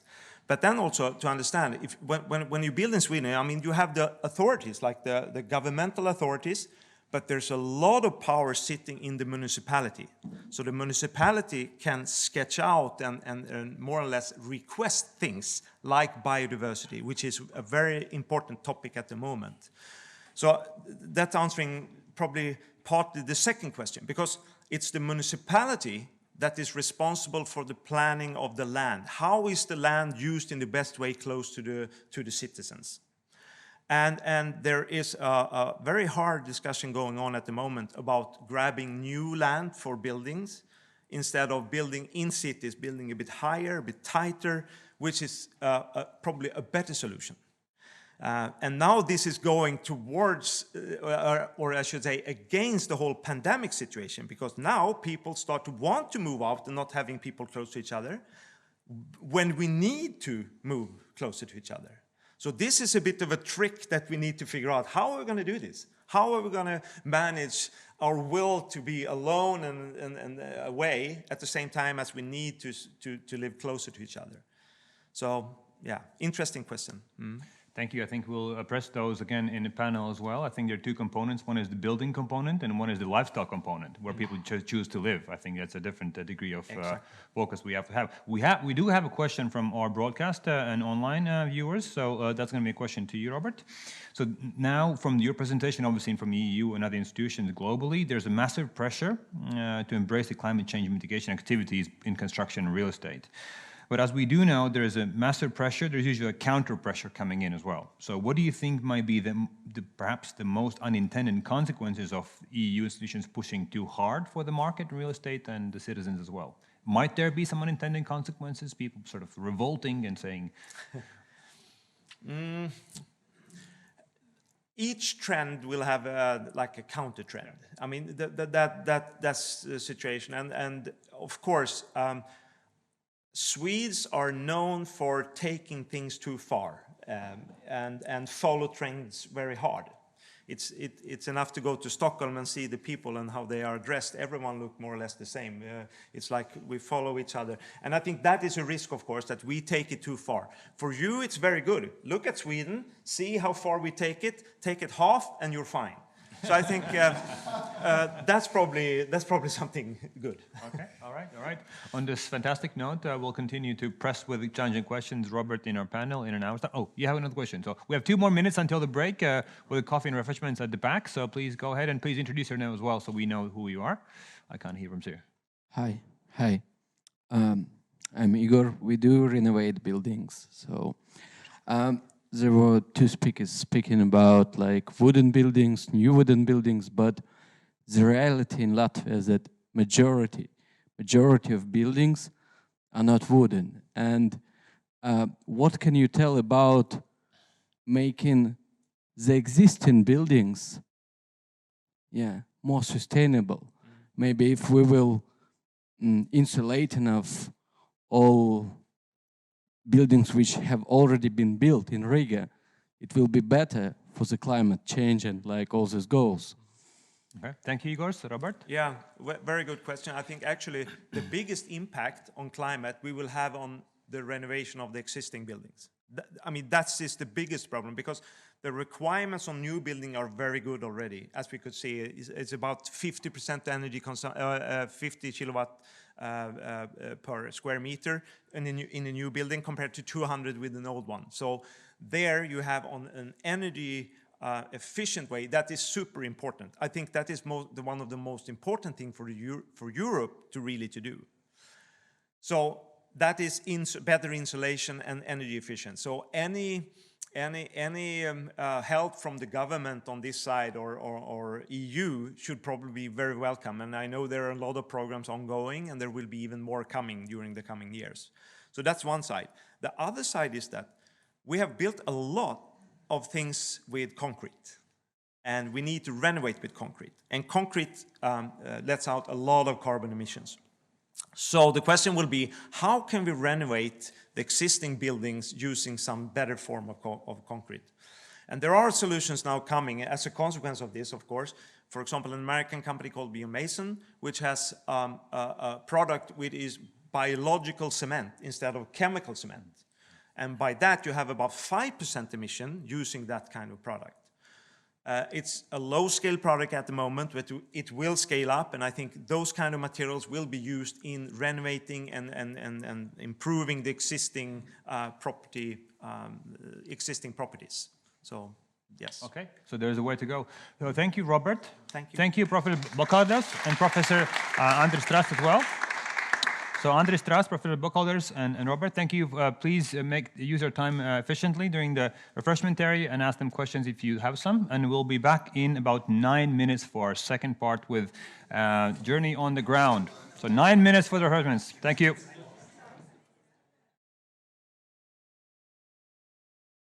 The first 3 speakers set the stage for a conversation today regarding sustainability and innovation in construction and real estate in our Nordic Baltic Business Forum. We have a fantastic audience of speakers, fantastic audience of listeners and debaters in the auditorium. We shall resume our next session with 4 fantastic on-the-ground, real-case examples of how these principles have been applied in Latvia, in Riga, and in the Baltic region. And we hope to take a lot of inspiration and insight and perhaps raise the bar for conversations which had been set in the first section of our forum today. Again, with where we're going with the next 7 years, I think Robert did raise the bar before our break. Where we have to go in a timeline we have with costs going up, yet our challenge is not abating at all. So without further ado, let me introduce our first speaker for the next 4 speakers until 12, which we're going to start the panel discussion on what we've been hearing today. So embracing sustainability in development of Latvia's commercial space. Andis Kublicovs is a sustainability project director at Linstow Baltics. Andis, the floor is yours. Round of applause. Thank you. Thank you. I'd like to say good afternoon, but it's still morning, and I hope everyone is awake for the moment. And this topic I will try to present from the perspective of Linstow, who has quite a big portfolio, or has had a big portfolio in the Baltics for a long period already. And also we are looking in development on some sustainable projects also ahead. And we have had certain experiences in sustainability. But to start the presentation first, just to remind that Linstow is just one branch of Wilhelmsen Group, Norwegian family-based company. And this Wilhelmsen Group already has these values which are part of sustainability, values for society, employees, and also for commercial goals. And the discussion about following the ESG aspects has been taken discussion already for several years, and there have been several initiatives already taken earlier. So, for example, already since 2017, there is this initiative Wilstar, which is rather like a philanthropic branch of the organization, and it was focusing mainly on 3 areas, which was education, women empowerment, and marine conservation. Why those 3? It's very much because how the group is structured and running the business. But then we will go closer to Linstow, which is the real estate branch of Wilhelmsen Group. And there have been some very precise, focused actions, and there are the key pillars which I will start. So first of all, the first pillar is the reduction of the greenhouse gas emissions. That program has run already for more than 10 years under Linstow Group, and also the companies and objects here in the Baltic countries, both in Lithuania, Estonia, and Latvia, have been involved. And according to the data provided by Linstow AS from Oslo, during the 8 years from 2010 until 2018, the reduction of CO2 emissions has been achieved for 43%, mainly on different energy efficient methods, but also where we are getting the energy. And still we are trying to improve these numbers, but now this improvement is slowing down just because we've done so much already earlier. Another one thing might look a little bit strange for some. It's like BREEAM. Why? It's just a simple ambition, and I would keep it very simple, since a BREEAM is the most known and utilized sustainability certification system in Norway. Since we are a Norwegian company, then we go for BREEAM. We do not debate that much about other systems. If client wants, okay, we can start discussion about it. And then also a bigger roadmap, what we want to achieve as a company in a longer run, 2050, or the interim time span 2030. And social sustainability as well as one of the small branches. For example, in Riga, we have this object Lastadi, and not many of you know it, but it's behind in a beginning of Moscow Vorstadt, and it's given for an organization who runs it on non-financial basis. And it's a temporary sort of minor investment from our side until we know what we really want to do there. Here I will not read all these immediate measures, but just to remind that there is this initiative by the Norwegian Property Foundation as a roadmap 2050, and then we are getting inspiration for these different aspects also in our portfolio, what we want to do. It's about this sustainability certifications, about greenhouse gas emission decrease, better climate for our employees and our clients, and so on. And about policy within Linstow Baltic run companies here, and also in other places where Linstow is running. So first of all, we have this Linstow Environmental Directive already for more than 10 years. And there was a very simple statement: all new buildings and renovation projects should be BREEAM certified. Targeted level, excellent. A few years ago, targeted level was very good. And this is where we started. And now we see that it's possible to reach also higher levels, excellent. And what's the goal of that? Yes, we can say that it's good for our clients to understand what quality buildings they are residing, what is the product. In office market, we see there is demand. In retail market, not so big demand, only bigger companies understand it. Residential market, no demand at all for the moment, at least. But let's see. And the practical goals, of course, reduce common cost levels, comfort, efficiency for the users, so they want to be in those buildings, not just because it's a BREEAM, but there are many measures taken. BREEAM, very simply, I will not read each and every category, but we knew there are these 10 categories, but very interesting detail that each and every country in the world has slightly different weighting list for the percentages, depending on, for example, how easy this country is generating electricity. So for Lithuania, the energy efficiency will be less important than for Latvia, because we are generating much more of renewable energy than in Lithuania, in that sense. So, and there are other aspects. Maybe this will change going forwards, looking on the specifics like water abundance. That's a reality here, and it's difficult to understand why should we save so much on the water, but those are easy get credits. And then our clients are saying, oh, I can't take a shower because the shower is not strong enough, and some other aspects. But this is a thing to think about also in future. And then some of our achievements. This was the first baby, what we tried to do in Estonia with the biggest shopping center there in Ulumiste. Started in year 2013, the certification BREEAM. I didn't understand a thing almost from that, except for that my educational background is more about sustainability, something, but and it was very hard work, especially to persuade engineers, starting from engineers, then also contractors. With architects, it's easier. They understand the thing.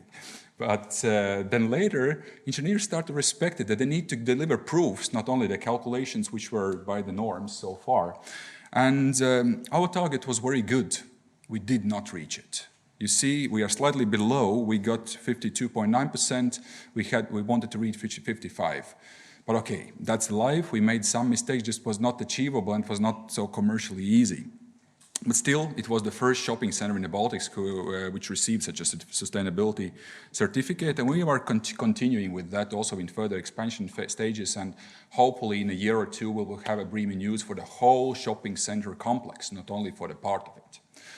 And then this was a pure success from the sustainability perspective, also in a way how we cooperated with the contractor. We can blame contractors for playing different hard games on many different aspects, but for sustainability, our contractor was very focusing hard, and our initial goal was very good. But then our board was coming to Riga at the interim stage of development of the project, and they say, yeah, but you're showing pretty good levels on the interim, so design stage. Why? How much money do you need to reach level excellent? And we say, well, it's difficult to calculate this and that.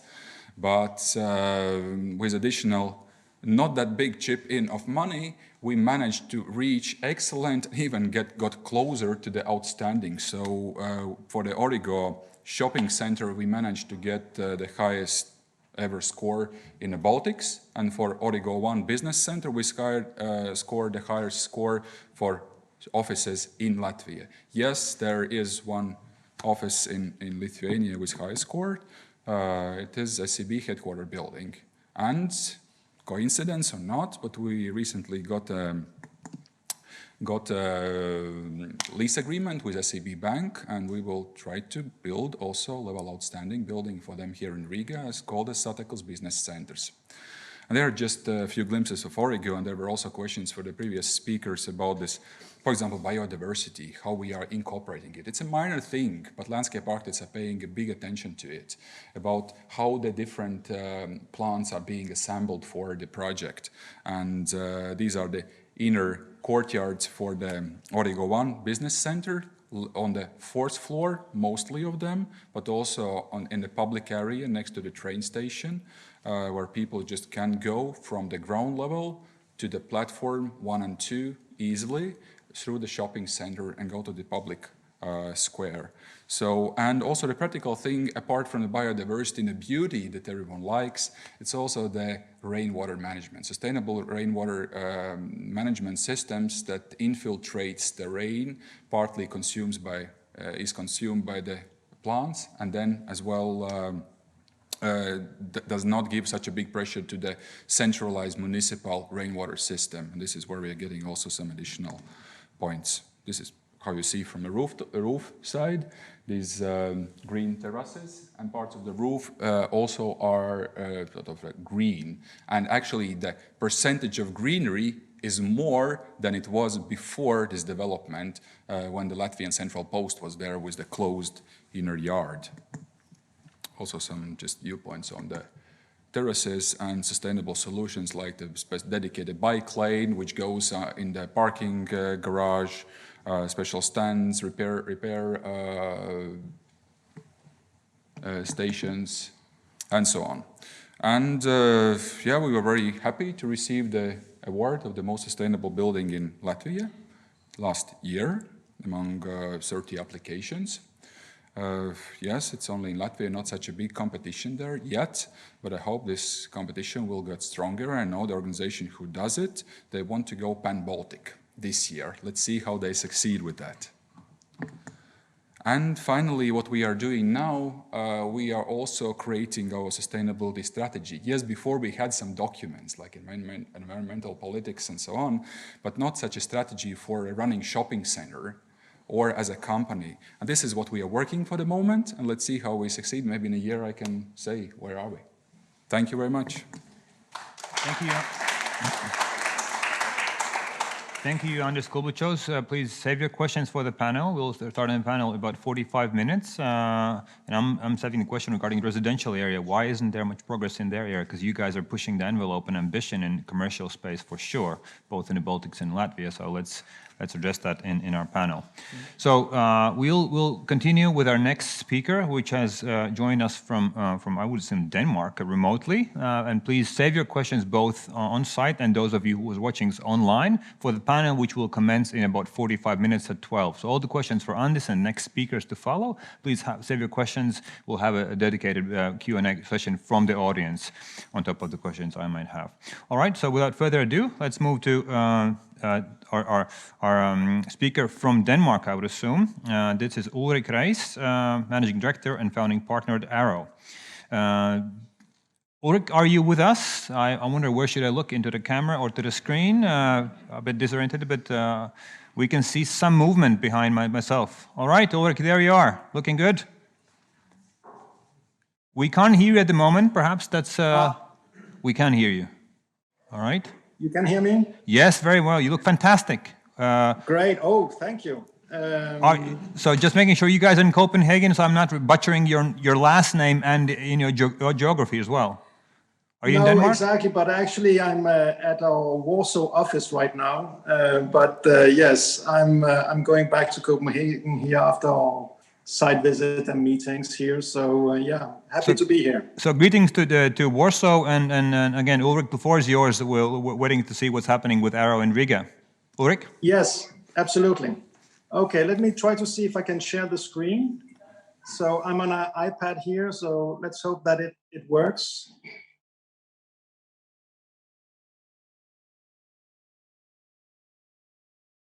No? Can you see my screen? Not yet, we cannot. Not yet, no. We can see you, no. That's still exciting, but... yeah, I'm sharing my screen. We can see it now, fantastic. Fantastic. You can see it? Yes, the Scandinavian Fantastic. way is with us. Ulrik, take it away now. Great, so good. So, can you see me changing the slide also? Yes, in a suit now. Perfect. Okay, great. So, just a little bit about me. So, I'm the founder of Arrow Architects, and we are a company that has been working for 10 years now. And we are also a quite different company in the sense that we are doing 100% export, which means that all our projects are actually outside of our base in Copenhagen. And we have 2 offices, one in Warsaw and one in Dublin. And actually, our first projects, they happened and started in the Baltics. We started doing projects in Vilnius, and then over the last few years, we've been active in Riga. And I would say that now Riga has quite a few of our projects ongoing. Some of you might be familiar with these, and if not, you'll be after this presentation here. So let me just get started with the first project, which is precious nouns. So I think kind of like from a point of view of sustainability, you could say that the most sustainable building is actually the building that is not getting built. So there is a kind of a dichotomy somehow in the way that we are dealing and talking about sustainability. So today we are very, very good at dealing with energy in the sense of how much the buildings are using. And I think we have a very, very good control of the amount of energy that the buildings are using. But the embodied kind of carbon of buildings is something that is still very difficult to achieve on large scale projects.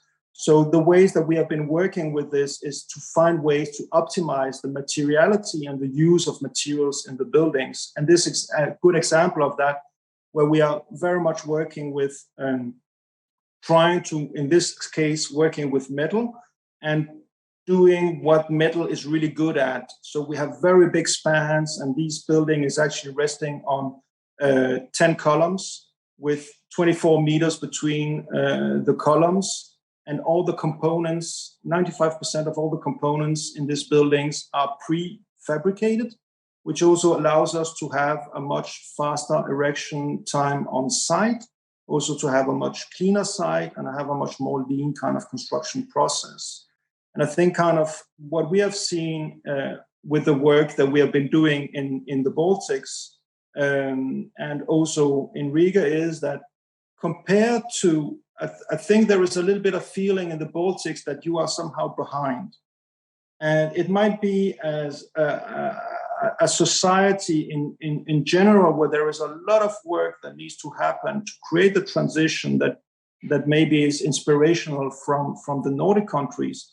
But my personal experience of working in the Baltics is that when we are dealing with buildings, then I think that you are more advanced than many places actually where we are working in Europe, especially, for example, in Ireland. I think kind of the way that we are dealing and optimizing buildings, the triple layer of glazing, the thermal capacity of the buildings and so on is actually very, very good. And I think something that you can be proud of. So I think kind of the developers have fully embraced kind of sustainability and are pushing boundaries that we see more than in other places around Europe where we're also working. So here's a few other images of the building, kind of like a plan that is like very, very efficient and also kind of is going to give some very good qualities for the people using the building. On the bottom side, you have a little blue marker in the corner there. That's a human being. So it just gives you kind of an idea of the scale of this building that is coming up here. And that is kind of also a contribution that we are making for the area is simply also to look at the whole master plan that we are doing together with our collaborators at ARHIS to really kind of create destinations. And I think kind of when we speak about destinations, Cross the City is a project that comes to mind. Just a bit on the other side of the river, a bit further down the river. I think this is a project that is currently in the planning stages. And the whole idea we had here was to really kind of create this very strong community next to the river. And we have done that by creating a very distinct ground floor, which separates what is happening above, so the work that is happening above, with what is happening on the ground floor.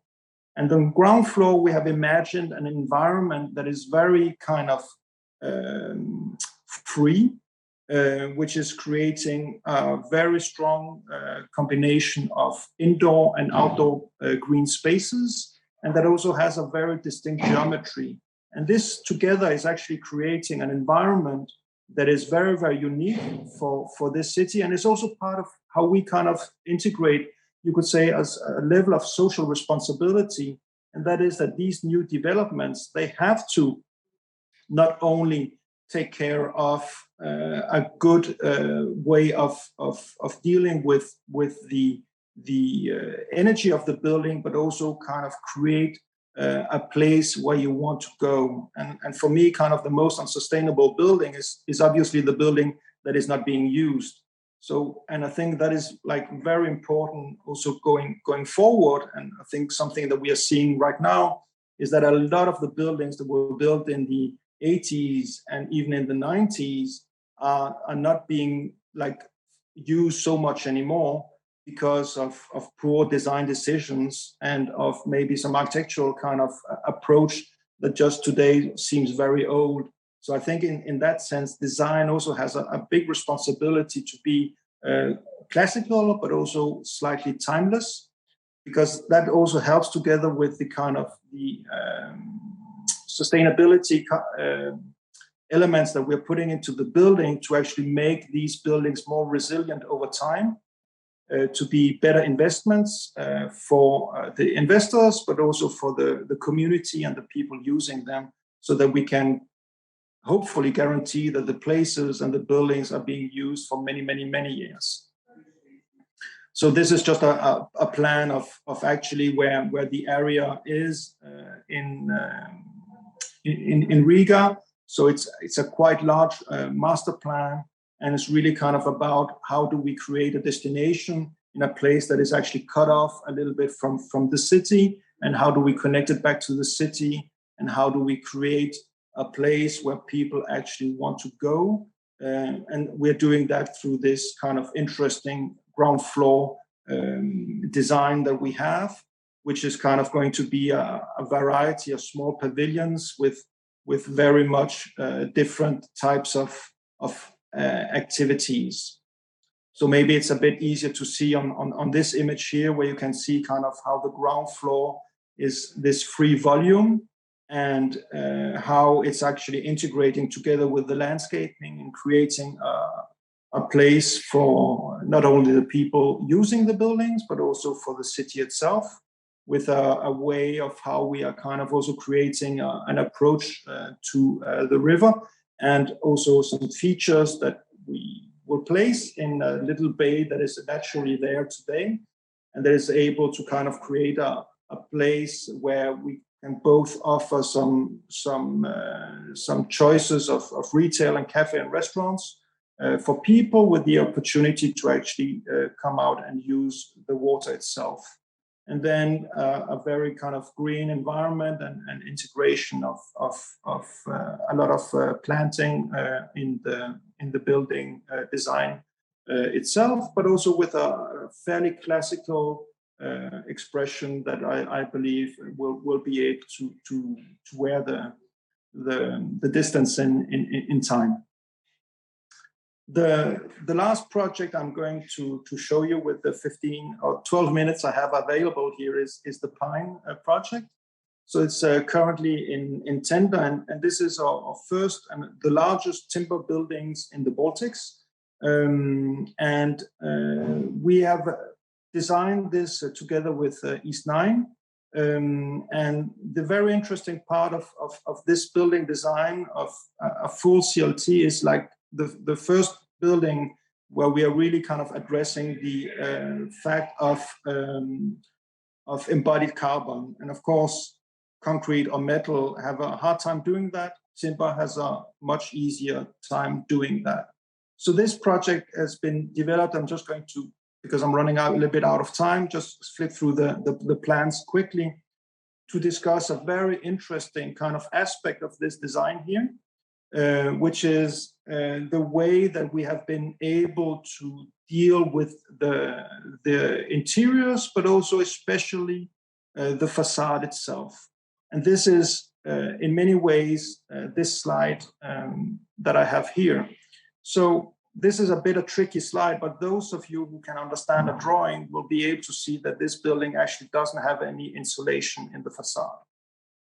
So this is something very, very unique, because all buildings have insulation in their facade, but this building actually doesn't. And the reason why it doesn't have insulation is because through the software we've been using, we've been able to demonstrate that the capacity of the timber and the combination with an office usage actually allowed us not to have any insulation in the building, and allowing us to have a much more clean building that is able to be in full timber, simply with a layer of glazing that is protecting the timber from the weather, and then a triple layer of glazing. And that is enough for this building to create a great indoor climate and a great place for people to work.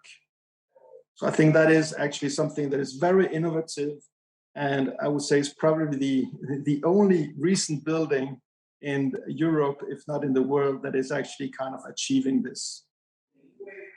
So I think that is something that can definitely be very, very proud of, and something that I think that is really putting kind of some of the designs we're doing here in Riga at the forefront of sustainable design.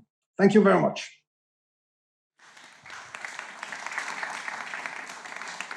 Thank you, Ulrich. Thank you for the presentation. I think this is almost a nearing sort of a green building Olympics here. Andis raised the bar, and now we have the most green building, as we'll hear in a second, and with no insulation. I think this is raising the bar by each presentation. By what will be by 12, I think it's going to be pushing hard.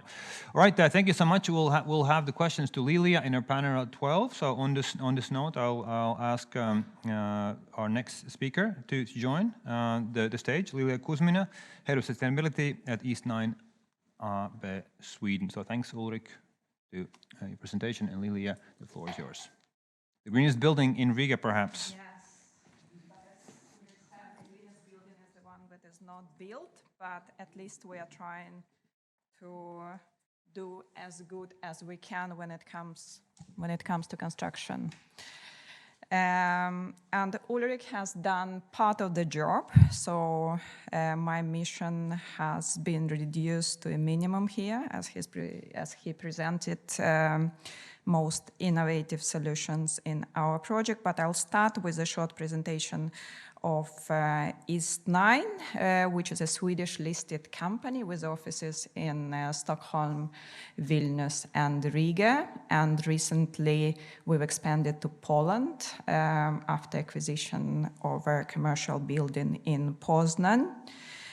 We hope that we are recognized in the region for quite robust sustainability strategies.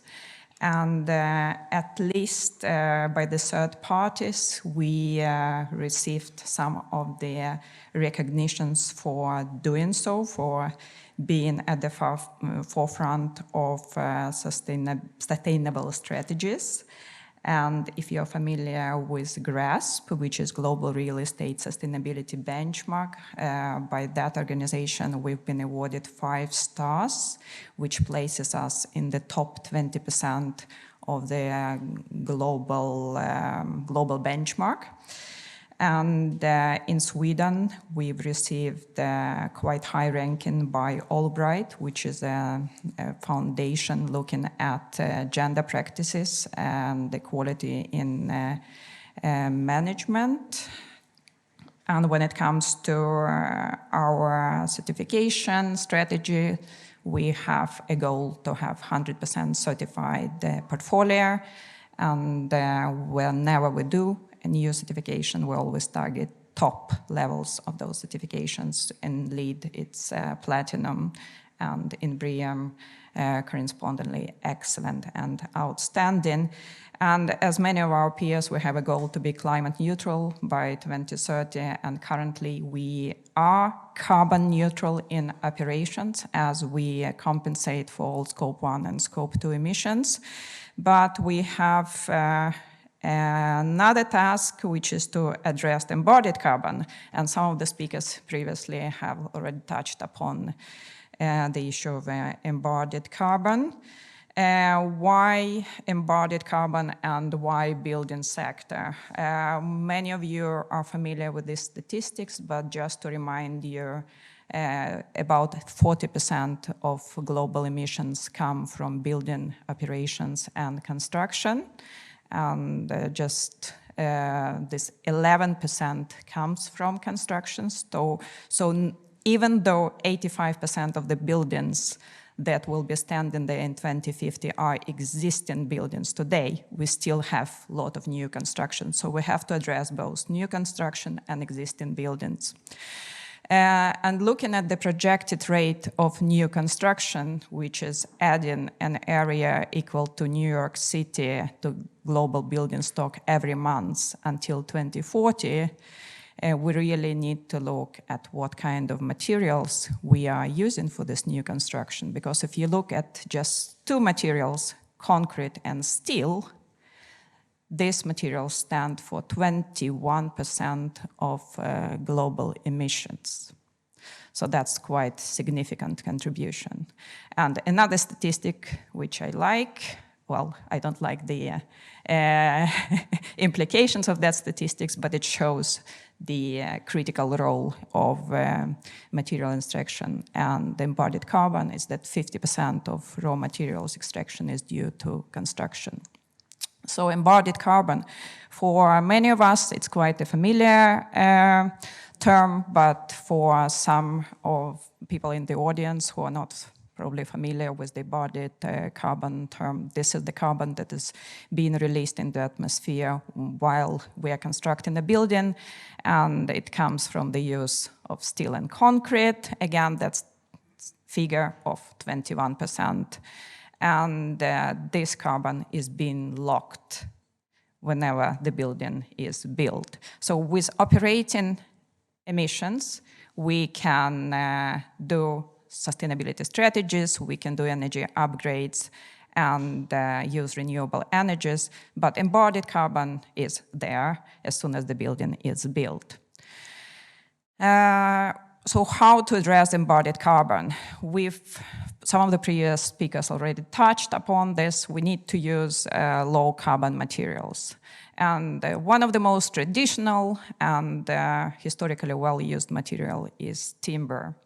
As the tree is growing, it's consuming carbon, so we have a double impact here. It's both carbon storage, and when timber is being used in construction, it's replacing concrete and steel. So based on that kind of thinking, we implemented timber construction strategy for the Pine project, which Ulrich has already presented. I'm not a technical expert, so I'm not going to go into details of insulation and U value, and some of the experts here on the panel perhaps will be able to give more in-depth information on that, but I'll just show some of the pictures and give you some general information. So those are exterior and interior views. We hope that the timber aspect will provide quite pleasant aesthetic environment, a lot of light, a lot of views. It will be 5 floors building, about 17,000 square meters, with main lobby and quite an impressive staircase. And we hope that this staircase will be the main highway for the building users instead of using elevators. And through that, we are addressing the feature of physical activity in the building. And as it was mentioned before, our partners in this project has been local partners from Arhis Architecti, hope I am pronouncing it right, and Ulrich from Aero. And our sustainability consultant has been Vesta Consulting from Vilnius. More pictures. It's still in the pictures. We have a building permit, and we're in the process of negotiating with the general contractor. Just some figures on actual performance of the building. When we did the life cycle analysis of the emissions from the building, we saw immediately that we can easily achieve from 20 to 30% reduction compared to the baseline building. When it comes to energy efficiency, of course, we'll use 100% renewable energy for electricity supplies. We're using solar panels on the roof that will provide up to 15% of total energy demand. And this building will not be connected to the district heating. 100% of the heating demand will be provided by the geothermal source. And I guess I'm soon running out of time, so this is one of the last slides. On top of our climate ambitions, of course, we are trying to make this building a great place to be at, and therefore we are using WELL certification. And compared to existing environmental certifications for buildings like BREEAM and LEED, WELL uses a human being or a building user as a reference point for its framework. So it rather looks at how building elements can enhance health and the well-being of building users. So in the end, we hope it to be a great project, a great addition to the cityscape of Riga, and hopefully building users and communities will benefit from this project. And yeah, thank you. My contact details there. So if you want to get in touch with some of the experts in our teams who can tell you about fire regulation and all the exercise that we've done in relation to this project, you are very welcome to contact me, and I will put you in touch with them. Thank you, Lilia. Round of applause. Your presentation is as efficient as the construction project itself. We have 7 minutes to go until the next presentation, so do you have any questions? If I could judge from the sort of a new metric, how many times a phone is being raised through presentation, I think is a testament to how good presentation is. And I saw the phones going up all the time. So any questions from the audience to Lilia before we kick off the panel? We have still 5 minutes for the next presentation. Thank you. Brilliant plans for Riga. Agnes, so we know who you are. Yes, Agnes, the Norwegian Embassy. I'm just curious about the location of that project. It's in Riga. Well, it's centrally located. I'm based in Stockholm, so I cannot give you the whereabouts with regards to, but I think maybe some of the people here can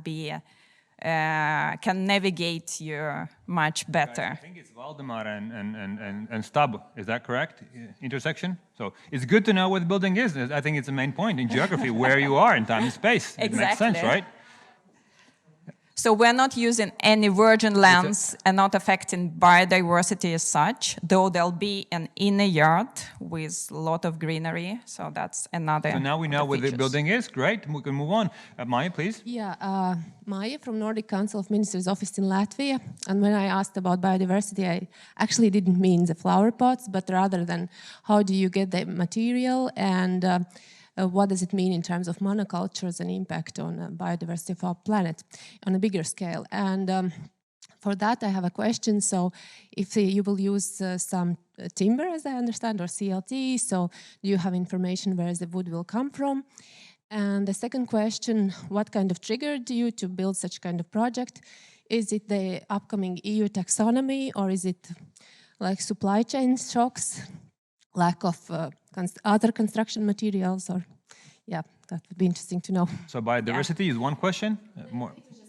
Okay, all right. And the question was regarding the reasoning and logic behind the project, right? Regarding the wood, of course, I think it's a prerequisite for using timber in any project. Timber should come from sustainable sources. It's not about putting down timber in Amazonas. It should be timber coming from managed forests where actually the stock is being reproduced.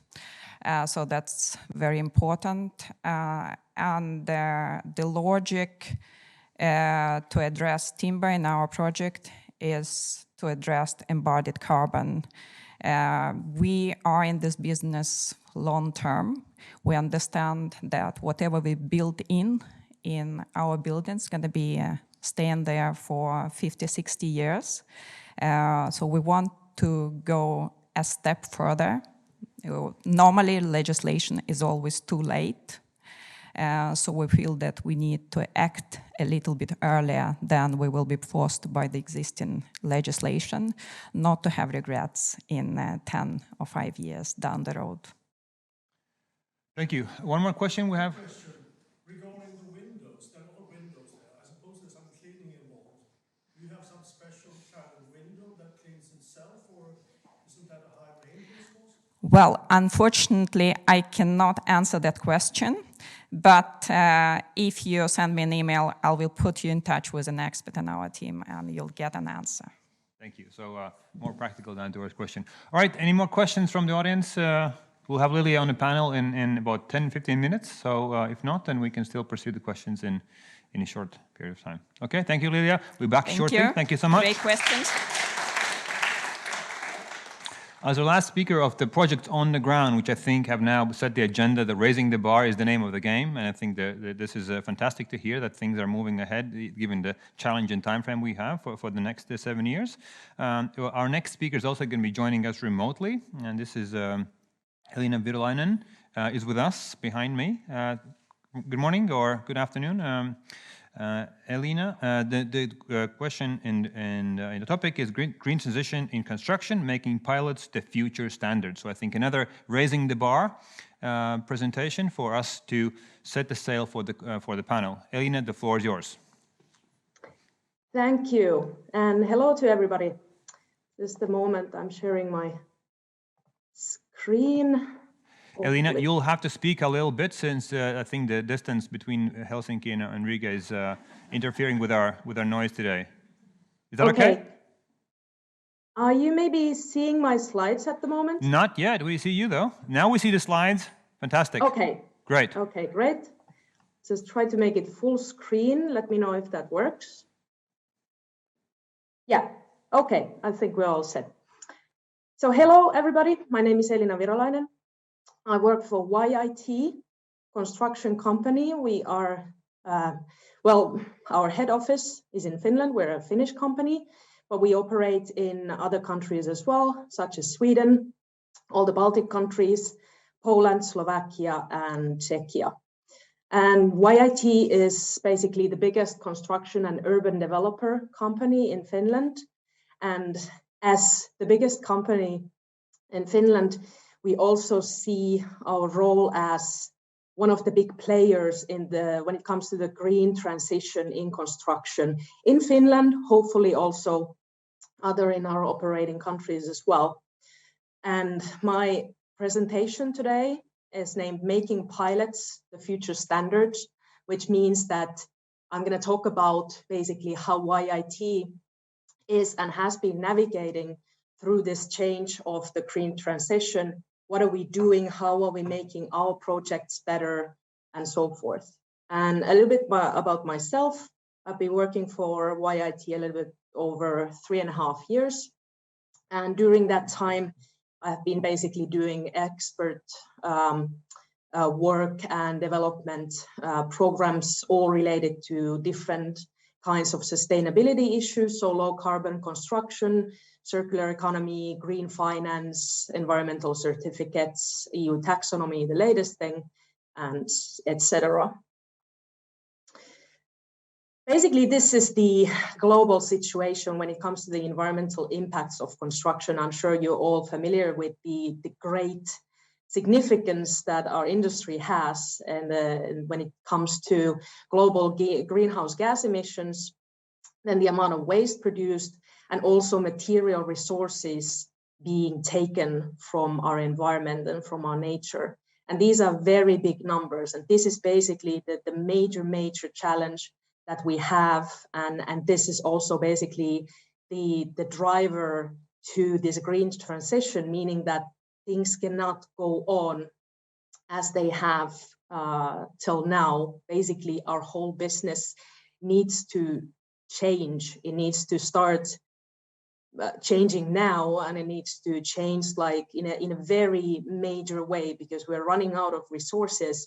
We are producing so much emissions that our atmosphere can't take, and basically for construction industry to have business case in the future, we need to change our ways. And that, as we see at YIT, that has already started, but basically that needs to become default, like a standard in the future. Here are some interesting takes from newspapers and media outlets that I gathered, like basically related to this sustainability in construction, or like what kind of momentum we are gathering, and like in which kind of topics, basically, we see that there is a change in the financial side of construction. There's like more and more money going into the ESG funds. Every year, there is countries basically pledging to quit different kind of fossil fuels. Where there is the fossil fuel phase out happening. There is this like sustainable living, not only sustainable construction, but also sustainable use of building and sustainable living, which is like a big topic in Finland, at least. And basically building materials getting more green. So basically you can see that the whole chain of construction, like the whole value chain from the material producers to actual users of homes or offices or real estate investors, all of them are going through some level of change. And this is basically my slogan for today, that in the future, I can't say when that is, but in the future, at some point, we are not going to be talking about sustainable construction, because that will be the default way of doing construction in the future. We as a company basically ramped up our sustainability work in September 2019, starting from the left side of this slide, starts our journey with our long-term sustainability targets. We published our first ever climate mitigation goals as a part of our strategy update. And that included, for example, 50% lowering our own operations emission by 50%, and also our own projects material emissions by 50%. And that was basically the first step. After that, there has been many things happening. If we continue from the left side towards the right side of the page, basically we started this project CO2 calculation. YID is at the moment doing CO2 calculation for all of our self-developed projects. We have improved our sustainability reporting very much. We calculated a baseline basically because we have a relative like emission reduction goal, so 50%. We needed to know what is the baseline, and we set the 2019 as the baseline year. We included various kinds of energy emission scopes in there, waste generated in our construction sites, and also work-related flights. And then from projects, we have focused on the construction materials. We switched to renewable energy, first thing being that we try to have, basically we guided all of our construction sites to use only green electricity, and we're also trying some renewable, basically gas and petrols and diesel and such. We have done a roadmap. Basically, our goal year is 2030. So we have formalized like a roadmap, like how is it going to look like our path till 2030. We have already built 2 wood construction apartment buildings. This is something new for us as a company. We have piloted this like wooden module element building. And so far we have 2 of them in the city of Tampere in Finland. We started to increase the projects which use ground thermal heating. And also we dipped our toes into the low carbon construction material side of things. And last year we started the world's first apartment building built with new low carbon hollow core slabs. And then green finance, what I mentioned earlier, also we set afloat a green bond of 300 million last year. And then this year we started a group-wide investigation of YIT's eligibility and alignment when it comes to this new EU taxonomy.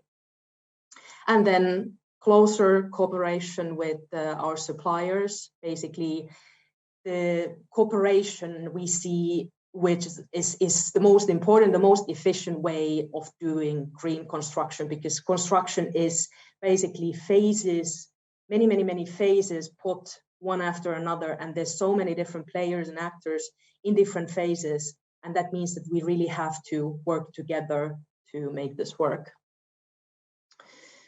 When it comes to a building life cycle, this is also something I'm sure you are familiar with, like basically roughly the different life cycles of buildings. There are various measures to be taken depending on which phase we're talking about. So if we start from the design and materials, we can use low carbon materials. We can try to use less materials. We should be trying to use materials that are very durable, so something that we don't have to change many times during the building life cycle, or if we have to, it can be done in a basically easier way, so without having to basically take apart a lot of the other structures to maybe make some repairs. In the construction phase, there is actually a lot of what are so-called direct energy emissions, if you think of the GHG protocol. So there is a lot of different kind of petrol, energy, heat, electricity being used. That is something that we can be more efficient. We can use our vehicles and the facilities in the construction site more efficiently. We should try to produce less and less waste, have less excess of materials, and then try to sort the waste as well as possible for recycling. The use phase is still in a standard project. It is the most significant phase. So there we are really still talking about the energy efficiency of the building very much, how to make it use as little energy as possible. Maybe we can make the project produce a little bit of its own energy, like the ground thermal heating, or we can have solar panels, etc. And then like also whatever energy we're using, if it can be as green as possible. So carbon neutral district heating or green electricity, etc. And then the repairs, as I said, as little repairs as possible. And also like basically the renovation site can be also done energy efficiently as the initial construction site. And then demolition also, if you can recycle as well as possible, and then also have the demolition done in an energy efficient way. I have 3 case studies from YIT today that have tackled different basically parts of this making a building life cycle more sustainable. And my first example is the Mall of Tripla, which was finalized in 2019. It's located in Helsinki, in Pasila, a little bit north of the center. And basically why that is important from the sustainability point of view is that it was awarded the LEED Platinum level certification, so the highest level of the LEED system. And that means that for this project, quite strict sustainability criteria was set to which it has to comply. For example, the energy efficiency and water usage of the building has to be 40% less than a traditional, basically a comparable shopping center. There is a green roof area, which is the same percentage, basically 40% of all the roof area. Waste collection is organized in a very efficient way. And then basically also we have provided a lot of sustainable and shareable forms of transportation. Basically the area itself already serves as a node for public transport. So basically there is a train station, there's a tram station, and there are buses passing by. So that's already basically for the users of the mall, a very good way to move around and reach the facility. But then there's also a major bicycle parking space and also electric car charging possibilities. Second example is the wooden module building that I mentioned earlier, one located in Tampere, the one that we made basically, so to speak, for ourselves. So basically YIT built it like on our own expense, and we are selling them mainly for individual owners. This is the second one of the wooden buildings. It's called Tampereen Rantapuisto. It has 23 apartments, and basically it's majorly the frame is built from wood. And the modules that were used for the building were also produced in our own factory. YIT has a wood element production factory in Hämeenlinna. We have had it since the 80s. And also the wood that was used was almost entirely Finnish.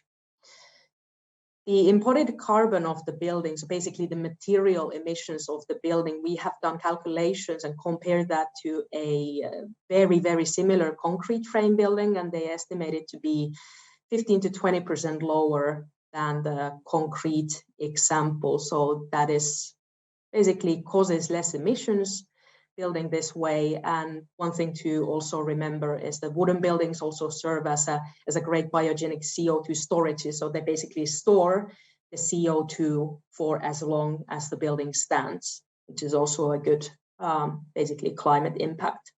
Additionally, this building, it's super sustainable because also it has a geothermal heating and cooling system.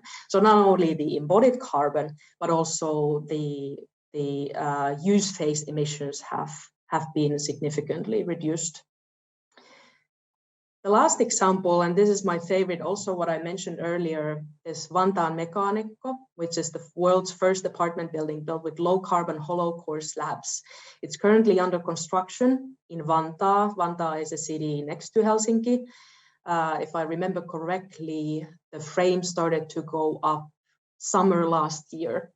So it shouldn't take too long till the whole building is going to be finalized. And the product is basically this innovation from Consolis Parma. They basically came up with a recipe to make a slab which has 40% lower CO2 footprint compared to a traditional concrete slab.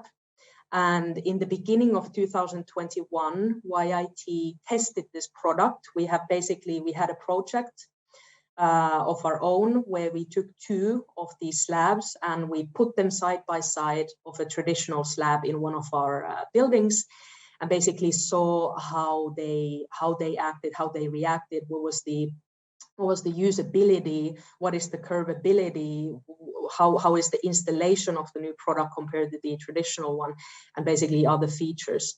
And we came to the conclusion that it is exactly identical. Like nothing is different when you compare to Parma's previous kind of slab. And basically only the CO2 footprint and the price are different. And that is an example of a very, very great product, which is very usable for us because we don't have to change anything else. Basically, in the end, we only have to talk about euros. So that is like an excellent example of something that I think is going to really have a big role in this green transition that I'm talking about. The significance of this product is also when you think about the foundation, the frame structures of the standard building, we have calculated that 50 to 60% of the material emissions in a standard apartment building is caused by the foundation and frame structure. So if you can actually change something, a structure that you use as much as you use a slab, it will in the end have like a very significant effect on the embodied emissions of the building. This project was possible thanks to cooperation, like first and foremost cooperation of the material supplier, so Parma, constructor, so YIT ourselves, and then a real estate investor who was interested and ended up buying this building and also helping us with the cost increase. And this is basically, I think, a very good representation of our slogan as a company, that together we can do it. That applies to many things. And in my opinion, that very much also applies to sustainable construction. Thank you. Thank you. Thank you, Elina. Youth experience from Helsinki, from truly Nordic presentation here today. So this is, I would call, the almost Finnish precision. We're very good on time in terms of conference as conferences go. So thank you so much, Elina, for the youth experience. We use some of the quotes for the panel, which is coming up literally in a minute. So we will use the challenge you've set the bar for us. So thank you so much for the presentation and for the insights. Thank you so much. All right, so this is the sort of a rounding up of the last presentation panel of today. We heard YIT, we heard Arrow, we heard Pine project from East 9, and we heard Linstow. So some of those representatives will be part of the panel, which is coming up behind me here with a fantastic chairs. So shall we line them up right now? I'll, in the meantime, sort of give you a bit of the hygiene for our conversation. I'll have about 10-15 minutes for the presentation panelists for my questions, and then I'll open the floor for you guys. So please be ready with the questions, comments, or adjustments you'd like to hear from our fantastic panelists. And then we'll also open up the questions and comments from the online audience. I think this has been a fantastic day in our Nordic Baltic Forum with sustainability and innovation as the forefront goals for what comes to real estate and construction. So please be ready to ask questions regarding taxation and the EU framework, regarding the sustainability in materials and building and processes, as well as the lifestyle. As we heard, quite a bit depends on what people choose to do.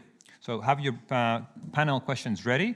We are going live in a second. So as first, I'll ask all of us in front. So Lilia Kuzmina, East 9, please come forward.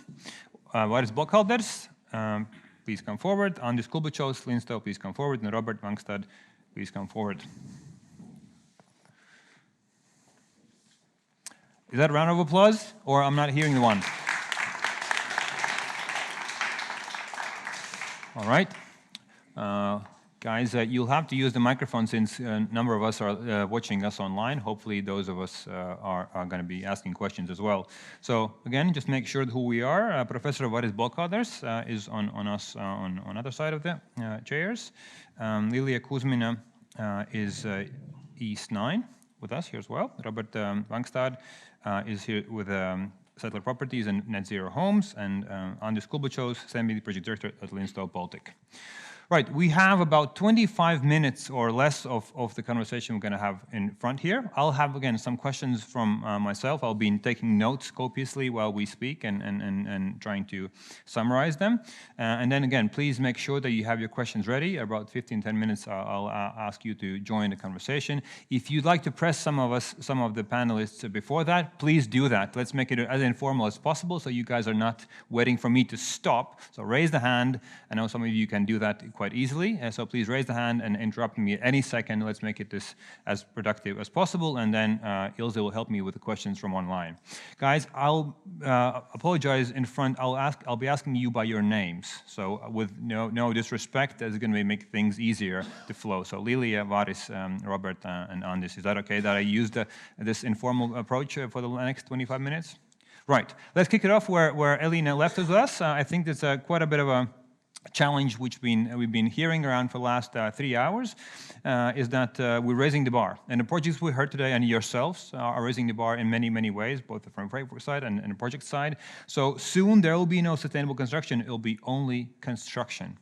Who would like to go first with this challenging sort of statement? Elina did not provide us with a timeline and calendar. When will this period arrive? Lilia, would you like to start with your project, which I think is definitely pushing that agenda already and before we even hit 2030?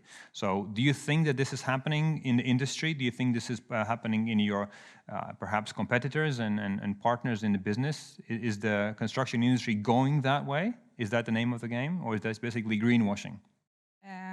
I think it's definitely happening. Of course, at the moment, we have a lot of pilot projects. There's a lot of buzz in the industry, but the effort should be made in order to increase the scope, in order to make those practices and new standards a general construction practice. But I think changes happen faster than we believe, and the events of the recent history, just look 3 years ago, show that society can change very quickly, and we can mobilize very quickly if we decide that something needs to be done. So I think while we are still in a gray zone, soon we'll see the red light, and then it will just go in accelerated progression. So the choice construction and real estate industry needs to make today is whether they want to take some of the costs right now and start the transition, or they will take double or triple costs 5 years down the road. So that's the simple choice, if you ask me. Thank you. Robert, I'll pursue on this. From what I've heard, the construction industry is quite conservative, similar to banking. Would you say that 3-5 years is that's not a long time in any kind of terms? So in the construction industry, I think that's very fast paced. It is a very fast paced, and yes, it is a conservative industry. And I think I have 2 comments on this. The first one is something quite interesting. I don't know if you made this observation that a majority of the kind of leading projects are commercial, not residential. Why is that? Commercial side, they understand the money in it. So this is not driven by the consumers. This is something which is very important because it's very difficult to understand. What is climate change? I think we hear that every day. So that's why it's driven right now by legislation and the financial side. So on the legislation side, we are pushing harder on the residential. That will also make this happen slower than it would if it would have come from underneath, more or less, for people. So we're talking about like a revolution, industrial revolution. It was the same. I mean, you didn't see it coming, but it's coming slowly, and it will be integrated. You can't stop it. But unfortunately, I think it will take too long time. So 5 years, it's very short time. You start planning a project, maybe 10 years is more likely before it's done. So that's one thing. So the question is, will it go quick? No, it will not. We need to push for it really hard, I would say. And the push would come from legislation and the lifestyle changes, or perhaps demand from consumers, both in office buildings and residential buildings? Yes, that's right. It will come from legislation first and foremost, and especially through the financial side. It will be more expensive to finance a non-green, non-sustainable building. Okay. Varis, anything to add from where things are in Sweden with the projects you mentioned? Well, we were talking about a conservative industry, and the problem in Sweden is that the industry companies are very big. They always have 3 or 4 big companies, and they also own the concrete factories and the steel factories. So it's very hard for them to be in the front because they have to change so much. In a country like Germany, you have many smaller countries, smaller companies. It's much easier for them to change. But I agree with that it has to be with legislation, but it can also be with some cities which will be pioneer cities, and that can mean quite a lot if they push hard for it. The legislation component. Okay. Yeah, Robert, one thing more, I forgot it there. It was 2 points. The other point is that at the moment, the problem, as I see it, is that we're selling a scary picture of the future. Who wants to follow a scary picture of the future? We want to follow a vision of something which is great or fantastic. So I think we are in the process, all of us, our industry, the whole society, in transforming scary picture about what's going to happen. Like we see those chimneys with all the smoke, that's what we show. We want to see what will this give us. So I think this is one of the bigger challenges for me and the whole industry and everyone, the politicians, is to sell this better. Because we want to go into something that is better, not leaving something that is bad. So we're in a transition there. Okay. On this, you've been working in the commercial area. So the financial incentives, were they important for us to go ahead, or what kind of reasoning was driving the idea? So in other words, I'm looking for the sort of Tesla wasn't there 15 years ago, and now they are pushing the agenda and they're bringing down even the Volkswagen Group. So are there any Teslas in this area that could sort of push the agenda and make this new future desirable, even though it might be perhaps pricey? Well, first part of the question was what sort of pushed it, and I would say that's a belief, that you believe in something good, that you can do it, that it will bring something good, because there is no benchmark. In the Baltic market, some people, when we started with Ulmist, were saying like, why are you doing that? There is, how can you prove that your object will be more worth than anyone else? And still real estate valuators do not give any index or anything just because it is BREEAM LEED or well certified. Not for the moment. It should be. Another one moment, just to adding on the previous discussion, is that I think a good example came to the United States some years ago already, or quite many years ago, that they simply decided all publicly financed buildings must be constructed with a LEED certificate level silver as a minimum. Very simple. And that's how the public sector shows example, not only the private sector. Fantastic. I think two takeaways from this conversation: real estate and public sector, which is a large construction. You know, schools and kindergartens and sport halls and buildings for residential as well. Varis, anything to add on this regarding the incentives which help us to move the right direction with construction and real estate? Well, I think it's quite philosophical. I mean, what is a good society? Is it to earn money, or is it to earn more free time? So you can use your free time to your family and to the travel or whatever. And what is a good society? I think the whole lifestyle has to be reconsidered and rethought. And I think that many of the buildings we saw, they have a holistic picture as to what kind of future they're building. Varis, I'm going to push you a little bit on that. Not all aspects of the building are equally the same, contributing towards the CO2. So Elina did mention that quite a bit has been done and could be done with foundations. So where do you think is the area from a material perspective where we can get the most gains as soon as possible, perhaps, and leave the other things to later? Or is that a sort of a... Well, it's a difficult question, but I mean, every project and every site is different, but a lot of can be done, I think, is in the ground work, not only the foundation, but how much do you affect the ground, how much masses do you have to move, how much blasting you have to do, and so you have to have a more holistic view. Many of these certification systems only look at the building, not what's around the building. On this, anything to add? A little bit to add, yes, exactly. That, for example, BREEAM certification, it has 10 categories, and the building itself is just covers few categories. And it's very important about location, and what is a little bit of greenwashing among developers, that we are playing with the cards. We are not saying we go for the maximum points. It's just mission impossible. And then we see, oh, that point we cannot get for energy, then let's compensate it with a perfect location. And with perfect location, if you're at city center with a public transport, you get the maximum, easy go. Even for the Pine project, it won't be so easy with the public transport. So while rather than if it is with someone which is very, very central located, then you need to compensate with something else. So this is different kind of BREEAMs that we're actually talking about here. For example, BREEAM, yeah, because it has these 10 different categories. LEED has, I guess, 7 or 8. Okay. Varis, anything to add? Well, I think very much of the discussion is on sustainable cities. But a country is more than cities. And what we can see in Sweden, for example, that more people are now moving out from Stockholm than moving into Stockholm.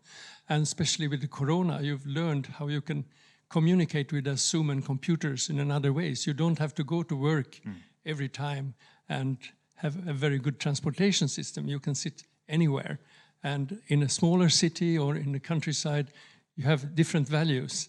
And which values do you value the most? So in many ways, the corona did to the society which HR people were just dreaming of for 15 years. You know, people finally be able to work remotely. Robert, just to push you on the net zero homes. So the projects you've been showing, how much of that is that sort of a day-to-day reality in Sweden with the developers and financiers you were talking about? So where are we even with the Sweden projects? Yeah. So. I think actually a lot of, I would say almost everyone are trying to improve. That's important. But what we can see is a lot of pilot projects that are saying that we are reducing with 10, maybe 15%. It's good, but it's not enough. So I think that is one of the key things. So what I'm trying to do with this is push it further. I mean, saying that our aim is to reduce it with 80%. Can it be done? Well, yes, it's shown to be done. For example, Gothenburg City Municipality, they have an excellent case where they share a lot of this information. It's called Hoppet. It's a small kindergarten school. And they've been focusing on 100% non-fossil. They started 2017. They publish all the information and the result from that project on the website, so it's worth going there. It's Gothenburg City, the municipality. And it's a good example on what you can do. We have a few other pilot projects ongoing. We're planning one project in Järfälla where we're trying to achieve as low as possible. But it's also something, I mean, it won't happen in one day. You cannot go down totally. You have to, for each project, you need to be better and better. And I think everyone needs to help. We need help from legislation. We need help from financing. It must be cheaper financing for a green project, a sustainable project, not as it is today. Money is too cheap. It's not really, but I mean, it is a bit too cheap. It should be more expensive building brown. And from what I understand, it will become more expensive to build. It will, yes. Lilia, will there be new more... If I may comment back to these pilots that are not really brought up to scale, I think what we are also suffering from is a lack of general competence, because it seems like every construction company and every real estate company is learning and creating this wheel. We do this pilot project and we do everything from the beginning. So I think there's a great mission of the educational sector of the universities. We want to have experts that would know, and because otherwise we're building the last building that we've already built. So if you build in cement and steel, you'd like to build in cement and steel your next project, because it takes an effort, it takes a leap of faith just to forget what you've been learning before and start with completely different technology. And of course, for experts who are coming out of the universities, we need that new competence. We need to have that willingness to do it in a different way. We'll get to competence in a second, to the question to Varis, but Lily, I just want to pursue regarding the bar you've set with the greenest building. Are there new small other pines coming up in Riga anytime in 5 years? Will you follow up this? In other words, your next projects will follow the course? Well, definitely the ambitions are high. Again, this will be a pilot project for us. We'll see how it goes. But we have very ambitious goals, so we'll just need to deliver on them. So yeah, definitely. What is regarding competency? You are teaching in universities, and perhaps you know where was the temperature in the academic halls. Is there enough competency to build the challenging projects that Robert and Lilia are referring to? No. Oh, that was quick. No, there isn't. I mean, everything has to be changed. The way we build, the way we make our transports, the way we use materials, but also the educational system. Because somebody told earlier that some architects are into it, but very few engineers, very few ventilation people. So I think education has to be changing as fast as the building industry. Okay. Oh, it's 20 past, guys. I promised that we have questions from the audience. Ilse has some questions from the... Yes, I have a question. Please do. Something from myself. Ilse Garoza from the Norwegian Chamber of Commerce in Latvia. It looks very exciting. Riga will be an exciting place to live once those projects will be materialized. I was wondering, with the increasing costs and inflation, do you think some of the projects will have to compromise on cut something down from what you presented? And the second question would be about, you mentioned that public institutions as the drivers. Do you think the formula that the public procurement processes of lowest cost does provide incentives to implement sustainability in city development? Great question. The second was a bomb question. Who wants to go, guys, on this? And then perhaps Lily, I would assume? First of all, I will start from the second part of the question, I think, and not a good example from this perspective is Rail Baltic part, for example, Riga Central Station reconstruction. In the beginning, you can read in the manuals that it was supposed to be BREEAM or LEEN certified and something, and it was just disappearing just because of the cost of fairness of something like that. And then probably it's good to add this additional factor that if you go for the sustainable certification or something like that, then you get additional points in evaluation for the public procurement. This is one of the factors. And other aspect about this inflation, yes, it will have an impact. But then it's a good thing about the certification systems that you can really play with the several cards. It's not like you need to deliver everything. Another one thing, why can't you give up on something very expensive, but very important for the clients, since you need to sell? And first of all, the office market will notice it. You need to somehow be the special, be the best to get your tenant. So for residential, it's a little bit, but it will take time. It was very, very interesting to hear last November how good it goes in Estonia and Lithuania, and how not so good probably it goes in Latvia, and there is room to grow. William, please. Yes, definitely. Everything will be more expensive. So we'll just have to live with that. And since the general price level will go up, we'll have to navigate in that environment. Perhaps the rental prices will go higher, and everything will be just more expensive. For those who construction companies and real estate developers who started the project, so they have to navigate this by probably substituting some materials for others. But when we look at the choice between, for example, steel and wood, we already see, at least in the statistics I've seen, steel going up 30%, and wood perhaps more expensive too. So everything will be expensive. We'll just have to live with that. Yeah. Any comments about this? Anything to add? Well, I think you also have to think about size. How big offices do you have to have? How many big lobbies do you have to have? Do everyone have to have their own car? Or can you have car sharing? Can you have office sharing? I mean, we can use what we have much more efficiently than we are doing today, because we are still in an old-fashioned way of thinking. That's a very good point, because I think property technology is still at the onset of its development, and efficient building use is one of the ways to mitigate emission impact and ecological footprint. So we'll see more solutions down the road. And the price is going up, we'll do correction. We'll have to save on something. Robert, go ahead. Yeah, I would just like to comment a bit about the values of a property. I mean, and this is maybe also one of the key problems we have.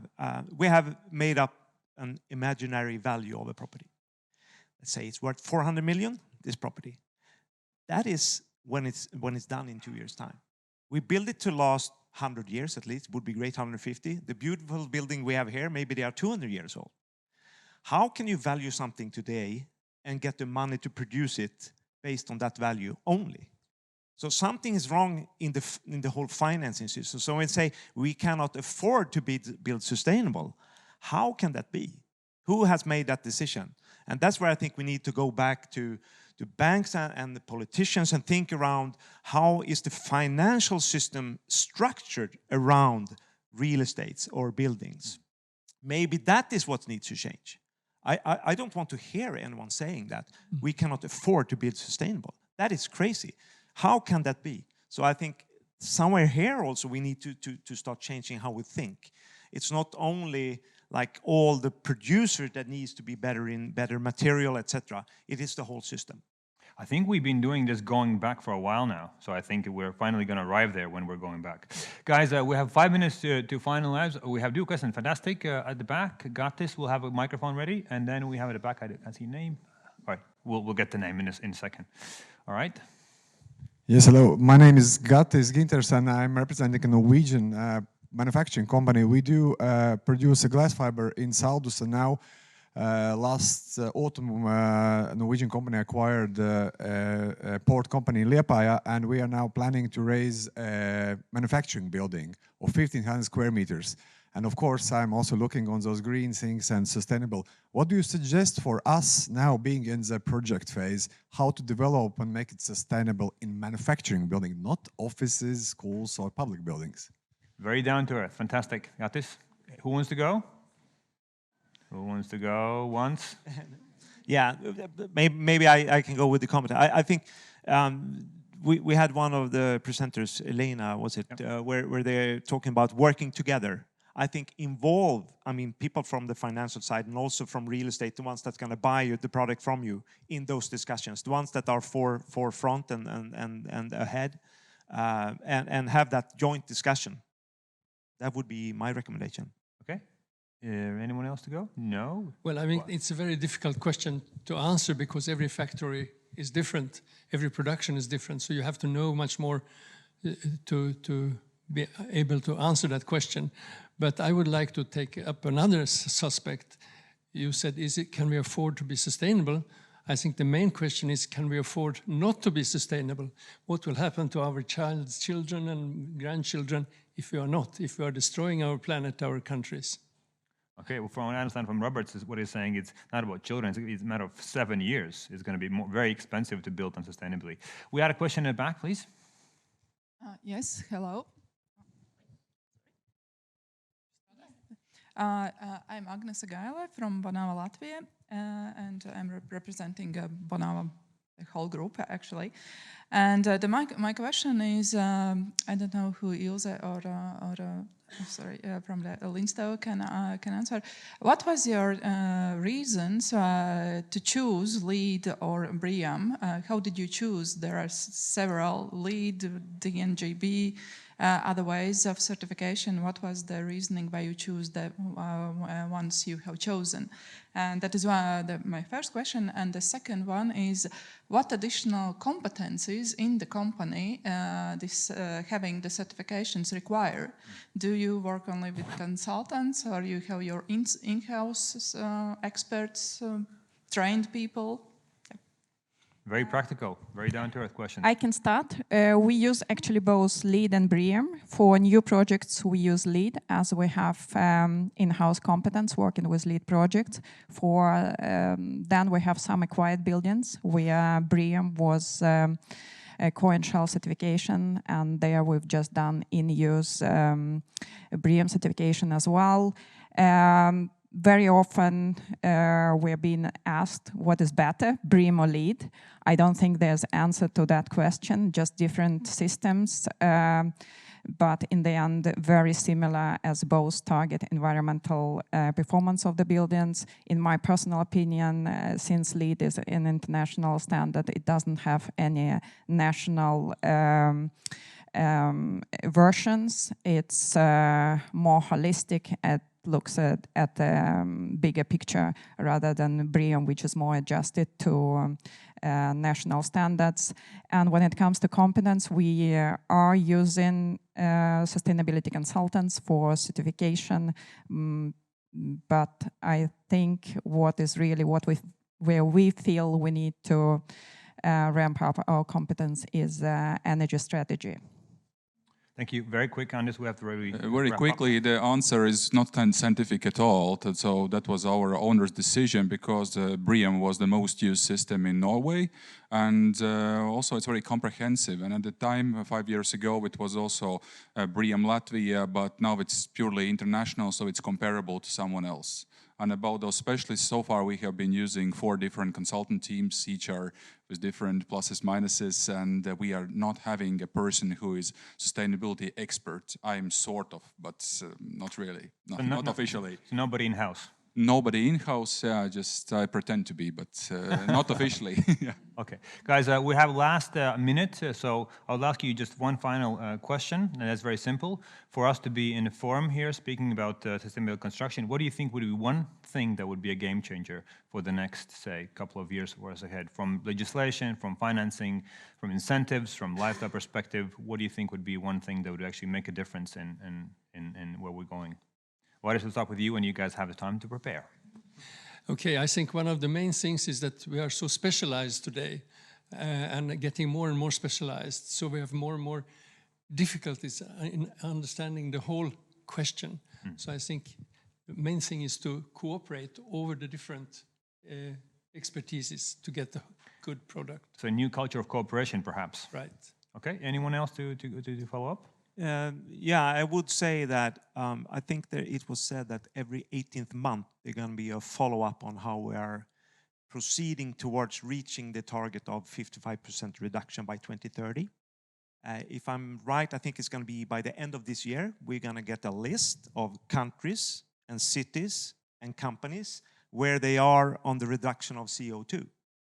When we get that list, I want to see that list. And I think starting to produce that kind of list, because then you can see what this is all about.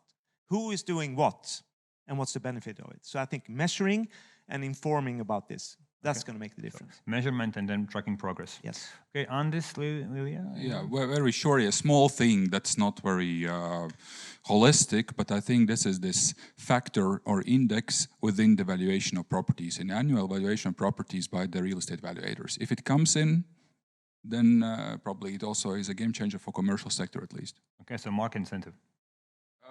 Yeah, it's like a 0 point or some percentage just because it is certified according to international standards, whatever the system is, but then there are different rankings. But such system needs to be elaborated. Okay.